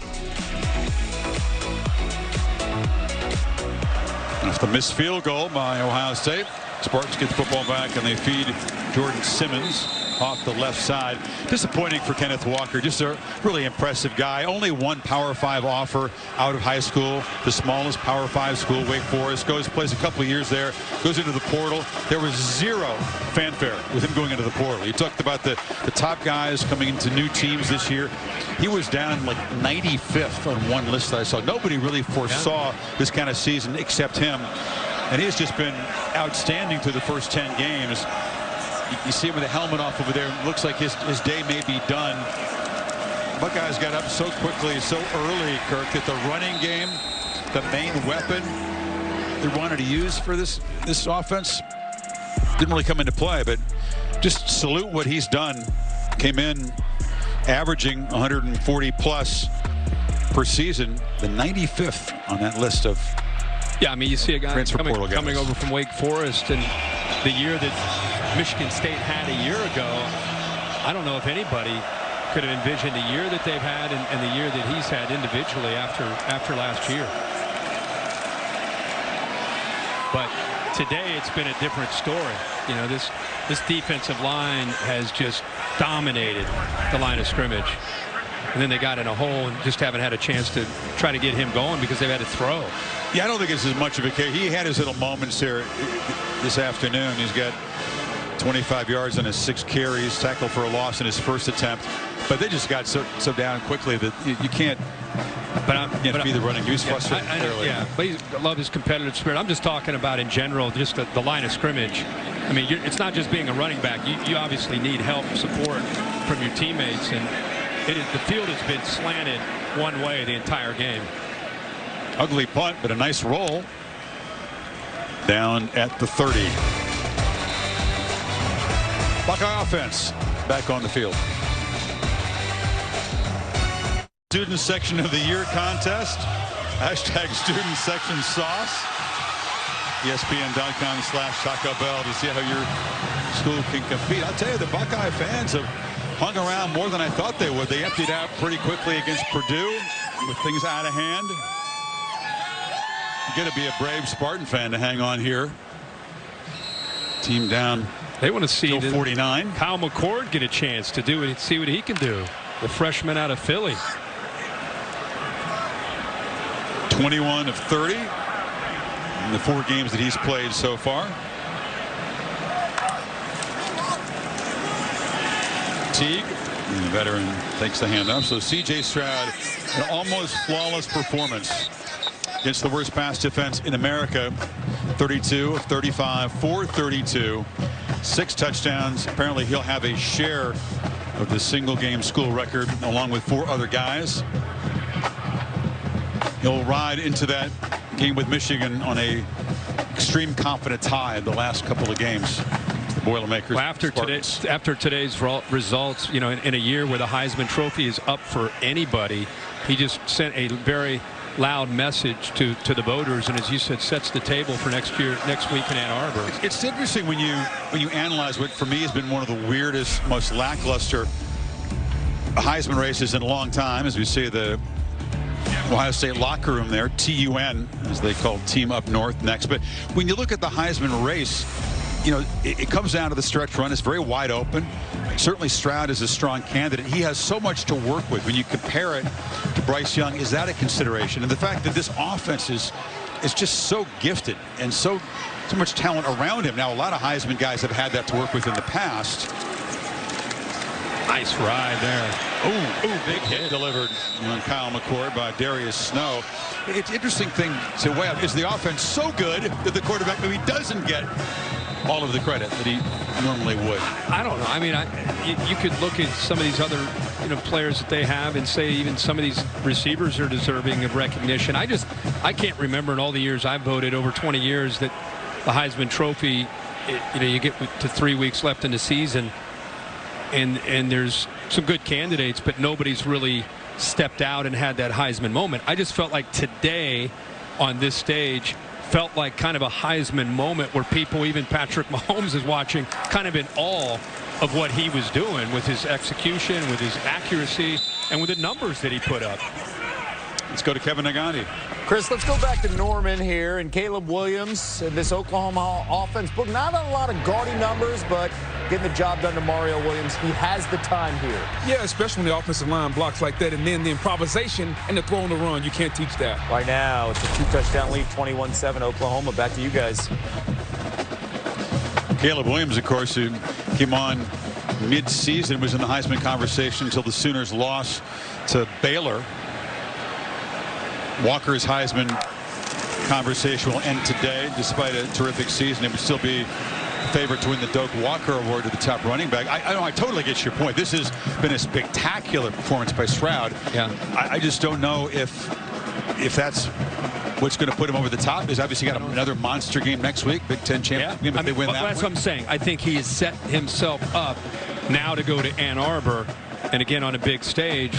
And then if they play well there, he's, you got one more weekend and the championship if they're able to win in Ann Arbor. I just think it'd be Bryce Young. We came in, it was Bryce Young from Alabama, Kenneth Walker, Michigan State, and C.J. Stroud. Definitely didn't hurt himself today. And McCord throws a pick. Threw it right into the hands of Justin White. And the Spartans have their first takeaway, and that's not what the Buckeyes backup was looking for. No, he ends up short-arming this and just not throwing it out away from the defender. Made it pretty easy. White saw it coming the entire time and stepped in front of it for the interception. Just the 9th Ohio State turnover for the season. Time on ABC. This is a really, really good one. Salt Lake City South versus the North. Oregon underdogs against Utah. Sean McDonough, Tom Blackledge, Molly McGrath on the call in Salt Lake City. Temperatures down in the low 40s. No precipitation expected. Thorne on the move. Slides down before he takes a high hit from Eichenberg there. Picks up about 5.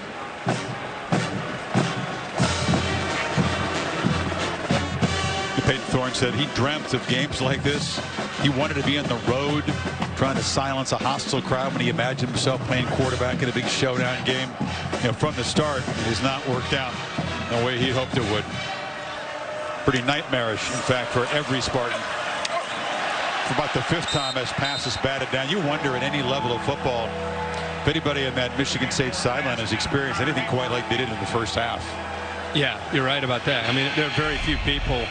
I mean, how many games have you seen where it gets out of control that quickly? And there's Zach Harrison again getting up and batting a ball down at 6'6". He is tough. You better not throw over top of him. You just don't have a chance. 3rd and 5. They throw it short, and Elijah Collins tries to scoot for the marker. He'll be spotted out short. It'll be 4th down. That's why you see all those NFL quarterbacks with those different arm angles, just trying to work around some of these big guys that can get pressure on them. A lot of quarterbacks practice that. Yeah. A lot of really young quarterbacks you see kind of doing mechanics that are not traditional, right? Right. Aaron Rodgers, Matthew Stafford, Patrick Mahomes. Now these quarterback coaches, they work as much on that as they do the traditional stuff. On 4th and 2. And the Spartans are going to convert. That's Collins again with a touch. Buckeyes brought their two middle linebackers. A really nice job of communicating and handling that pressure. Watch the Michigan State offensive line. Right side of that line. Buter does a good job. Matt Allen, the center. Catch made underneath by Hayward. Big man spinning away and showing some agility. That time Harrison went up in the air and Thorne was able to get it around him. So he said, enough of trying to go over top of Zach Harrison. Let me try to find a throwing lane, and he does. He gives it to him, and that's the background of Connor Hayward, the former running back, what he can do with the football in his hands after he makes a catch.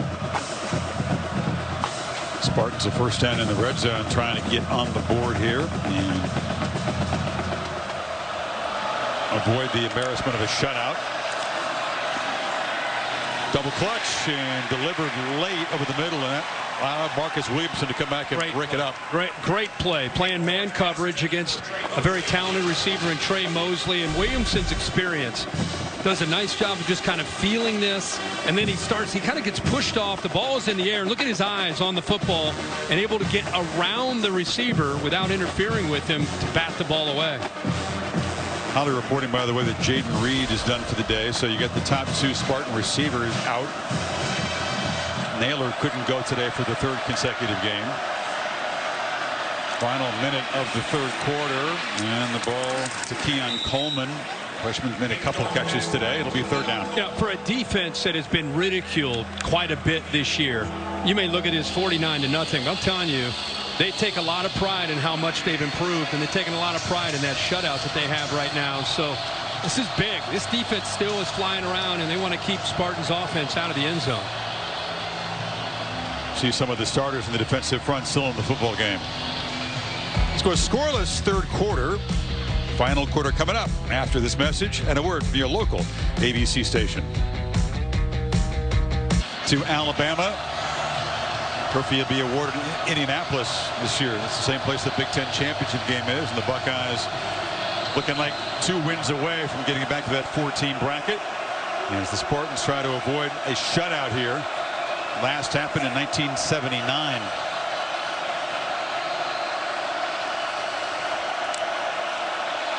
Third down, and they throw to the end zone, and a touchdown catch made by Keon Coleman.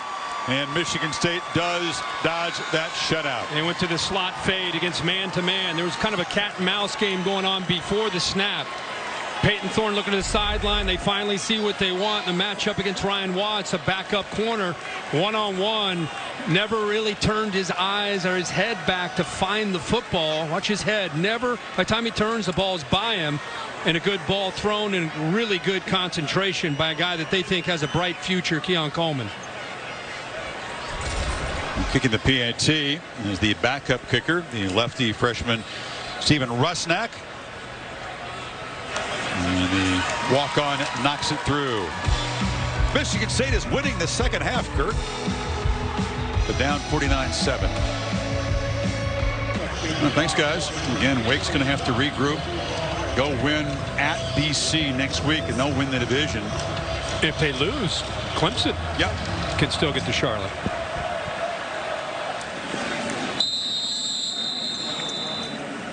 Talked about the 1,000-yard receiver history. All the great receivers here, but obviously they ran the ball plenty. So the only 5 guys finished with 1,000 receiving yards in the whole history. 5 in the history of Ohio State football. You would think, even though 3 yards in a cloud of dust for many years, but I was surprised there was only 5. And then this year you can see what they have already. Smith-Njigba and Garrett Wilson and Olave closing in on 1,000. You could have 3 in 1 year on this offense. The offense has changed a lot, sure, over the years. Yeah, especially with Ryan Day. So Kyle McCord, the backup off that ugly pick the last time, will want to improve. He'll want to show what he can do here in the last quarter. And that ball batted down at the line of scrimmage, and they're going to rule it incomplete. Getting a hand on it was Drew Jordan. Well, Ohio State's not alone, but you see here the importance of C.J. Stroud staying healthy and not having to rely on a backup in this stretch run. There's just very little, in fact, 0 experience behind him. Yeah. In Ohio State's case, they actually have a crowded quarterback room, which is rare and the transfer portal era, most of these quarterbacks, they get disgruntled, frustrated, and they leave. They try to find greener pastures. Ohio State actually has it pretty stacked up, at least at this point. At the moment. Yeah, we'll see where it is next year. See where it is next year. But right now they do. Teague, it's nice to see him on senior day. He's a guy that's been a contributor to this offense in various roles throughout his career, but has just been hampered by injuries, and obviously the skills of Trevion Henderson and Miyan Williams, 2 younger backs, have taken over the show here. Teague getting some touches today. Good to see him get those opportunities to see throughout his career what he's been able to do. But yeah, the injuries and just the difference-making ability of Trevion Henderson. But it's just good to see 33 get his hands on the ball here last game in the shoe. Ball delivered on the sidelines. Some wig loose deep in the depth chart. Everybody getting a chance to get a touch here. And as you pointed out earlier, Henderson just 9 carries today. Very, very fresh for that collision with the Wolverines. You hope to be in a position late in the year where your featured back is 100% and fresh, because it's a luxury. Yeah, it is. And Michigan, their defense has become a real strength. You know, Don Brown for years was there running a lot of man-to-man, and it got exposed, you know, mainly by Ohio State with crossing routes and things of that nature. But, you know, they've gone to a new scheme and a new attack, and it's really worked out for them. And you look at David Ajabo on one side of that Michigan defensive front, Aiden Hutchinson on the other, 55-97. As a tandem, they're as good as there is. So it'll be, Mike McDonald has implemented a very different scheme, more zone, more eyes on the ball, which means, to your point, Trevion Henderson next week becomes a huge factor in that game. You can't just do what you did today, throw it all over against that scheme. And on the other side, the Michigan defense, Hutchinson, Ajabo getting after the passer as well as any bookend group does. It's interesting, though, we asked Ryan, I don't think he foresaw this kind of a game, but I asked him, how soon after the conclusion of this game does your mind start to go to the maize and blue? He said, it's pretty quick. He's 30 seconds today. He's going to finish this second half, and as soon as he shakes Mel Tucker's hand, before he gets into the locker room, his mind's already going there. Really? On the way off the field? Yeah. Okay. Yeah. Now he'll celebrate and they'll be excited, but that's just kind of what he needs to do. But his brain will be already going there. Jesse Mirko, the Aussie, on the run, knocks it down inside the 20-yard line. Dave McDonald said he already has a book for that game. Said the book is in place and ready. We'll talk more about that. 13:40 today. Lots of angles of Buckeyes receivers crossing into the end zone early and often. The onslaught for Ohio State today. Haven't scored after halftime. Stroud done for the day. Spartans finally denting the scoreboard on the last possession. Get the football back from their 18-yard line.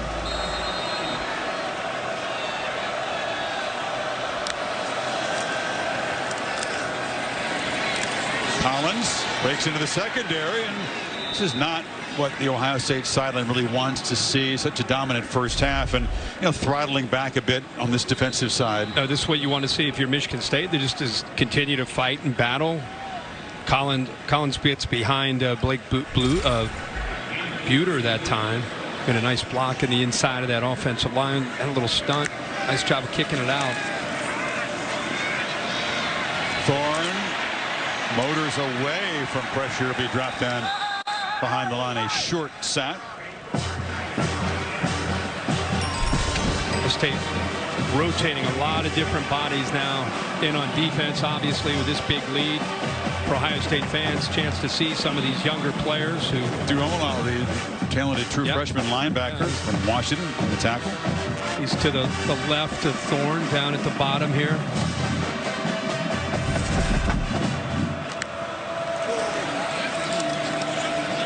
Jack Sawyer on the other side. He came out also as a true freshman. Could have gone anywhere. 33. He could have played anywhere in the country. And the two of them appear to be the kind of the next great defensive ends. Larry Johnson and Ohio State always make defensive line such a big priority. Think of some of the players over the last few years: Chase Young, Nick Bosa, Joey Bosa, Tyquan Lewis, Sam Hubbard, Draymond Jones. I mean, they've had a ton of dominant defensive linemen. Sacks by committee much more this year than one dominant kind of generational talent at that position. But the collective is pretty good. Third and long pass incomplete over the head of Foster, and his fourth down. There's Larry Johnson, of course, defensive line coach for many years at Penn State, where his son played. Coming over to Columbus, what a key hire he was for Urban Meyer. Yep. Yeah, he's done an amazing job of developing great players at Penn State and great players at Ohio State. Teaches the position, makes a great connection. The personalities, the guys, and what a recruiting asset he is if you're a defensive lineman to know you're going to come play for him. Back to Kevin for an update. Chris riding a 5-game winning streak. Number 8 Notre Dame hosting Georgia Tech. Jordan Yates feeling the pressure, Boog. Oh, no doubt he's feeling the pressure. And then every big man's dream, pick, run into the house. Mama, I'm in the paper. I throw the touchdown. That guy's in right place, right time, doing the right thing there. Irish up 10-0. Big Ten West showdown. Graham Mertz, number 15, Wisconsin. Winners of 6 straight. They face Nebraska next on ABC. Back to you, Chris. We talked a lot about the Big Ten West side of the equation. People in Notre Dame, the one home loss to Cincinnati, one of the quieter, potentially 11-1 seasons we've ever seen in the sport. And it's hard to be quiet when you're Notre Dame and you have that kind of season, but they've just been overshadowed a bit. That Big Ten West division, it was kind of an afterthought after Iowa went down, and then it looked like Minnesota was coming on, and quietly Paul Chryst, who started 1-3, they just kind of kept getting better and better and better, and now they've become a team that I don't know, whoever ends up emerging out of the East, don't just write that in as an automatic win in Indianapolis. That defense of Jimmy Leonard, they're playing as well as anybody in the country. Think about teams that begin conference play 0-2 as they did, then come back to contend. It's a pretty short list. There'll be big underdogs in Indy against either Ohio State or Michigan, especially against this team. Yeah, of course. But hey, watching their defense against the Ohio State offense would be a lot of fun. Their problem is they're very one-dimensional on the offensive side. They'd have to find whoever they play. They're going to have to be able to find the ability to throw the football without turning it over. That's been their problem against their better opponents. Yeah, it puts tremendous pressure on your defense. When you're not an efficient scoring offense and you're going to play a team like Ohio State, I mean, you're going to have to score some points. You're going to have to try to keep them off the field, something Michigan State wasn't able to do today. Backups here have not been operating with the efficiency that Ryan Day would hope for since McCord spelled C.J. Stroud. He got a 3rd and 5, and they'll step aside as they take a timeout. 10:43 left. Quarter, 28 points in the second quarter. None since. 3rd and 5 play off the timeout. McCord delivers a strike and a first down catch just across the 35. Wiggles has it again.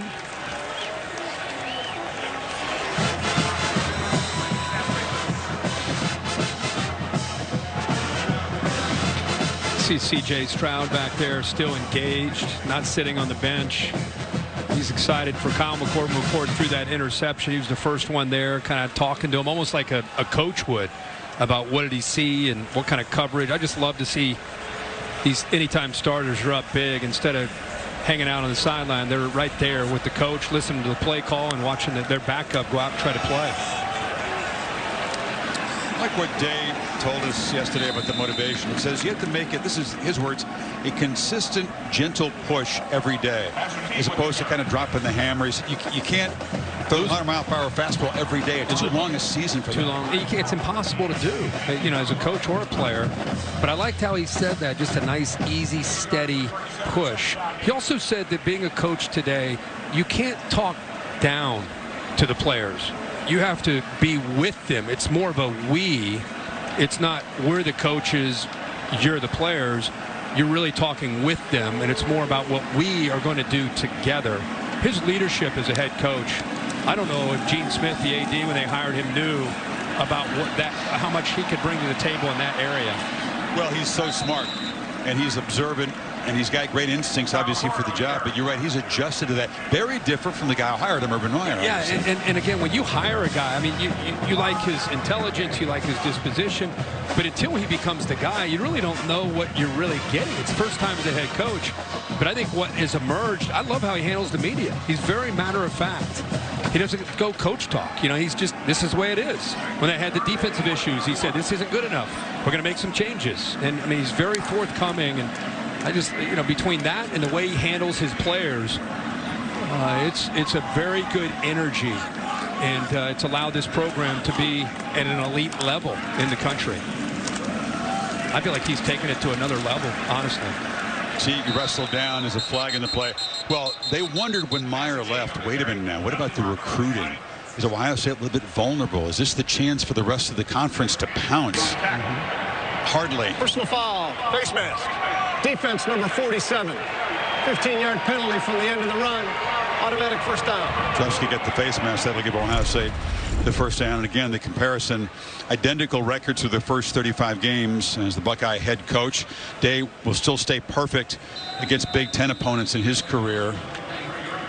Yeah, I mean, think about how hard it is to replace a guy who is viewed as a legend, and he is. Urban Meyer's a legend here. He's never lost to Michigan, had all those big wins, took the program when they were coming out of probation, went to another level, always competing to try to get into the playoff and win a national championship, and to have to step into that shadow, it's tough, and he's done it his way. He's not trying to mimic Urban Meyer.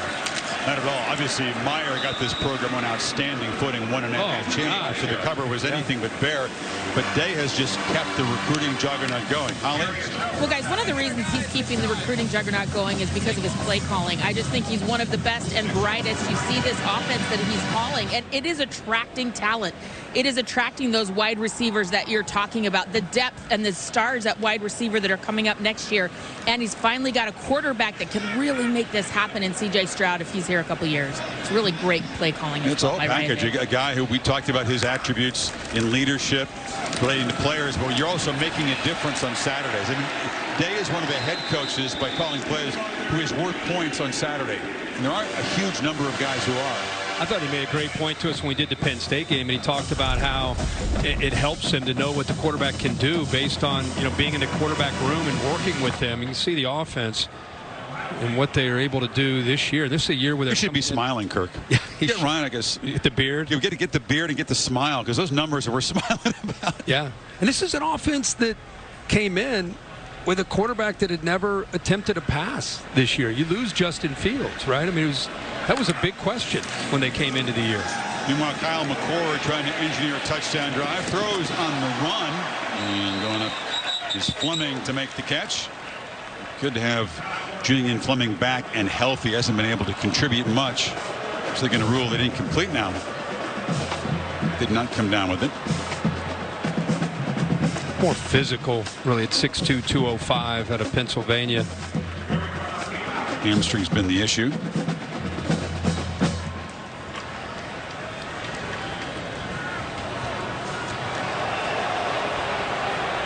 Julian checking out the play on the big screen. Stick with the incomplete ruling.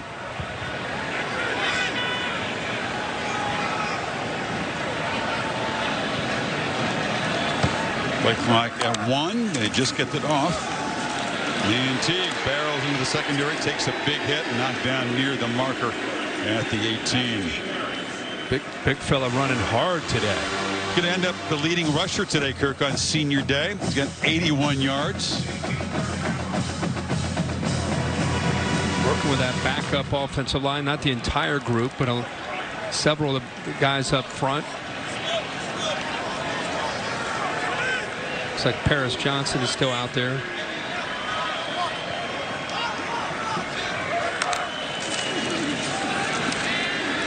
One of the starting offensive linemen, the left tackle, Nicholas Petit-Frere, semifinalist for the Allen Trophy. Really an impressive junior guy, graduated with a business degree in 3.5 years. Nice visit with him yesterday.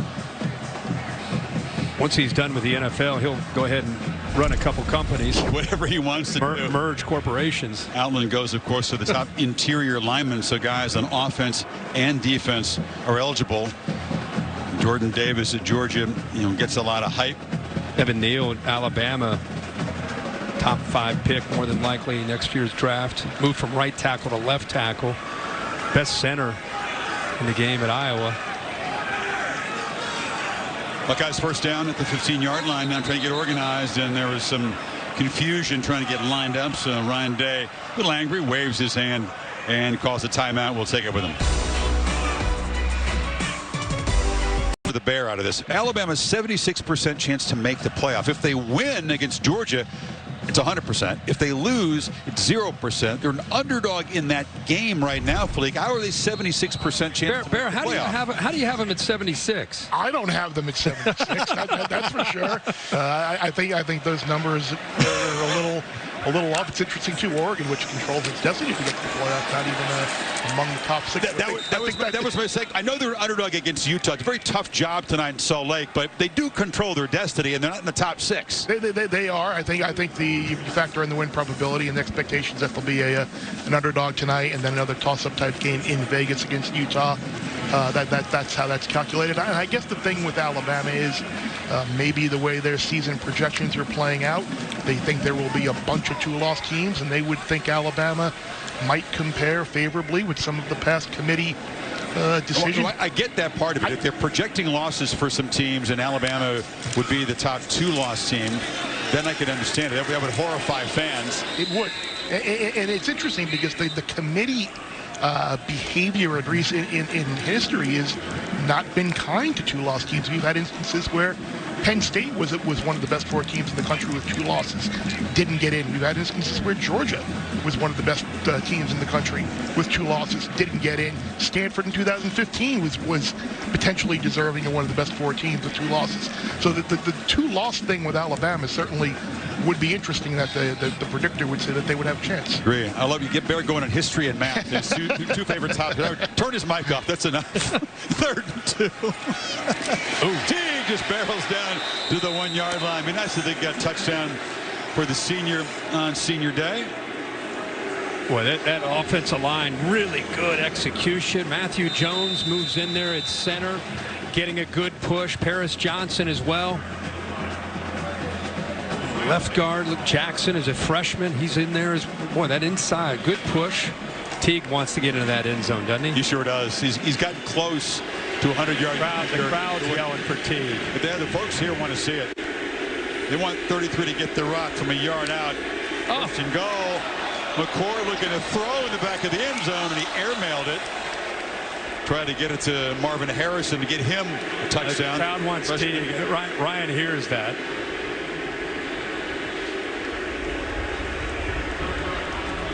He hears it, but is he going to give them their wish? I'm guessing he does.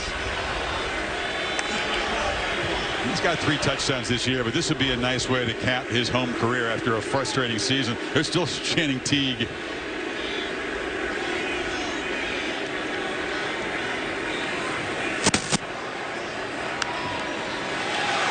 There we go. Standing up, the touchdown for the senior. That's a nice reaction. Folks in the end zone are like jumping up and down. Students are still here, and that was the group that was chanting for Teague, Teague, Teague. I think this just shows an appreciation for not just a guy who's been around, but a guy that had to take a back seat to a true freshman. It's tough to do. And a redshirt freshman. Yeah, and a redshirt freshman. But just the way he went about it, like never complained, never was an issue, just stayed positive, had some injuries, but remained positive. And I think the fans recognize that. That's why they wanted to see him be rewarded with a big day here on senior day with the 95 yards and then the touchdown. Yeah, the man who's missed 4 games but has hung in there. And he'll have some good memories from his final game in the Horseshoe. Barreling in the first Buckeye touchdown since the 2nd quarter as they get it up over half 100 finally.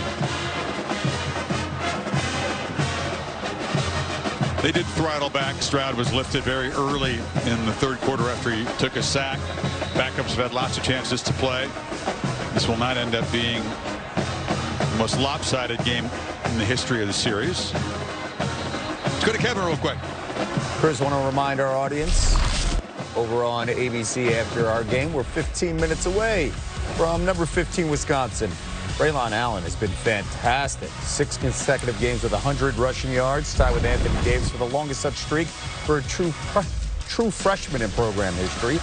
Desmond Ridder coming your way as well over on ESPN as Cincinnati hosts SMU. Back to you, Chris. That's a test for Cincinnati. SMU, one-dimensional offense, but that one dimension is pretty good. They can pitch it around, and can the Ponies go into Cincinnati Nippert Stadium and great game. Gets a tussle. Great game following us, and then the nightcap with Oregon and Utah. Sit back and relax. Of course, you got top-ranked boxing tonight in Las Vegas. So Joe Tess is out there. Terrence Bud Crawford, who's a big Nebraska cannon. Showtime Sean Porter, an Ohio guy. So you got Big Ten football represented in the main event, pay-per-view, 9 o'clock Eastern time. Boxing making a comeback. You know, I've been watching some of this boxing. It's been good. Boy, Crawford's fun to watch. He is. 37-0, 28 by knockout. Yep. Porter from Cleveland. I bet that'll be Dez's guy in that fight, right? No, he went Crawford. He went Crawford? We all went Crawford, yeah. Dez said it on air. Oh, he picked him. Yep. Okay. I thought maybe he'd go with his heart. He'd go for the Cleveland. No, he did not. He did not. Highest scoring of the 50 meetings for Ohio State head-to-head. Now, Nebraska, you don't want to be the best 3-7 team in the country, because you don't want to be 3-7. But they don't have a single loss by double digits. I mean, Frost's team has been close so many times. Let's see if they go into Madison and fight for that one, make it tough. They've been making every game they've made close. Anthony Russo in at quarterback now for the Spartans. Gets the ball to Simmons in the flat.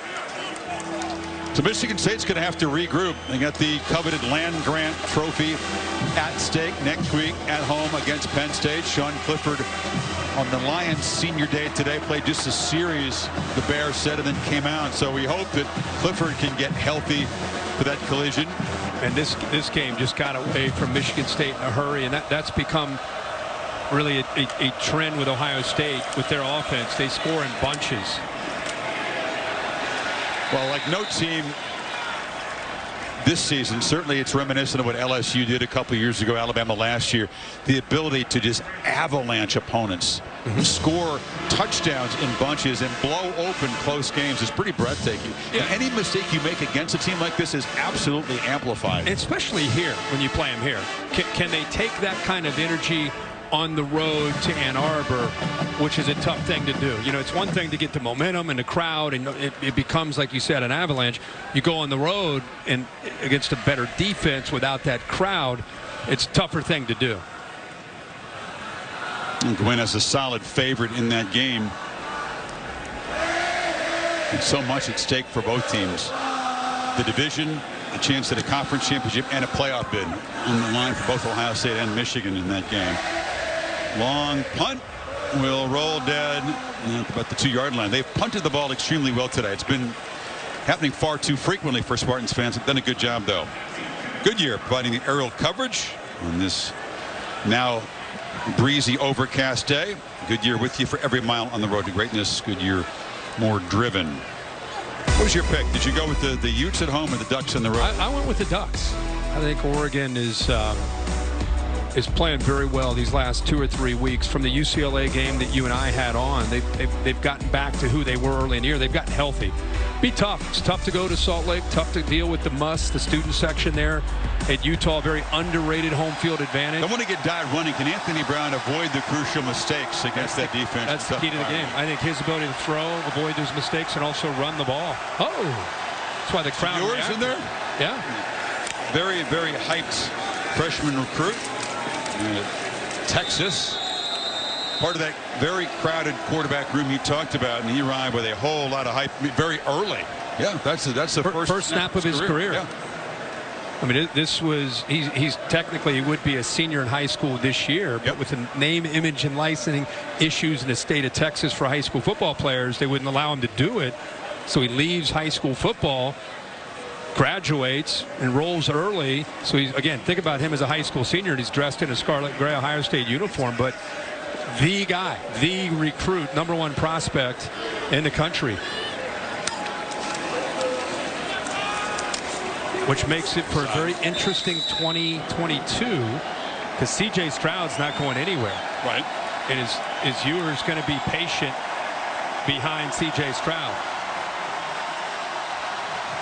Early knockout here. Stroud brilliant in the first half. Finishes with 432. Equals the school record with 6 touchdowns. Mel Tucker's team overmatched from the start. A lot to work on in East Lansing in terms of pass defense. Wilson, Smith-Njigba, Olave, all over 100 yards, combining for 5 touchdown receptions today.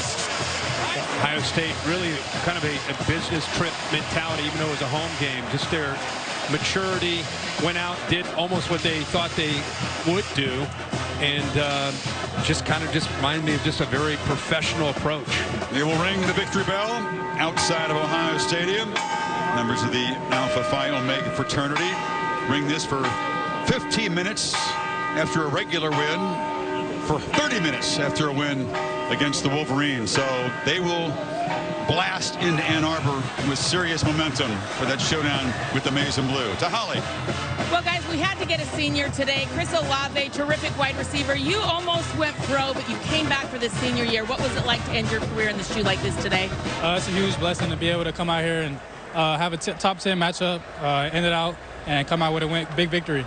How do you leave the Buckeyes in the hands of this young quarterback? He's so terrific. It's a great dude, one of the best guys I play with, huge talent, and I can't wait to watch him in the future. You had a wonderful catch near the end zone. How would you rate that? Was it the best ever that you're leaving here with on senior day? It was a great ball. He stayed in the pocket, took a big hit. He put the ball where I could catch it, and I made a play at the end of the day. It was beautiful. And CJ, another terrific day for you. How did you take advantage of the deep ball today? Yeah, first of all, I just want to thank God. I mean, without him, I wouldn't be here, so I got to give him the glory and the praise. But, yeah, it was just like we were clicking. I mean, they're a great team. They have some good things, but, I mean, I feel like when we're doing the things that we're supposed to do, we play really well. Making sweet music with Earth, Wind, and Fire. I like the nickname. Keep it up, guys. Thank you. Appreciate it. Thank you. His faith is important to Stroud. You could hear that in that answer. Buckeyes pretty frightening from the jump here. And they are joined together, swaying 4 lines in the end zone with the band playing the alma mater. 56-7.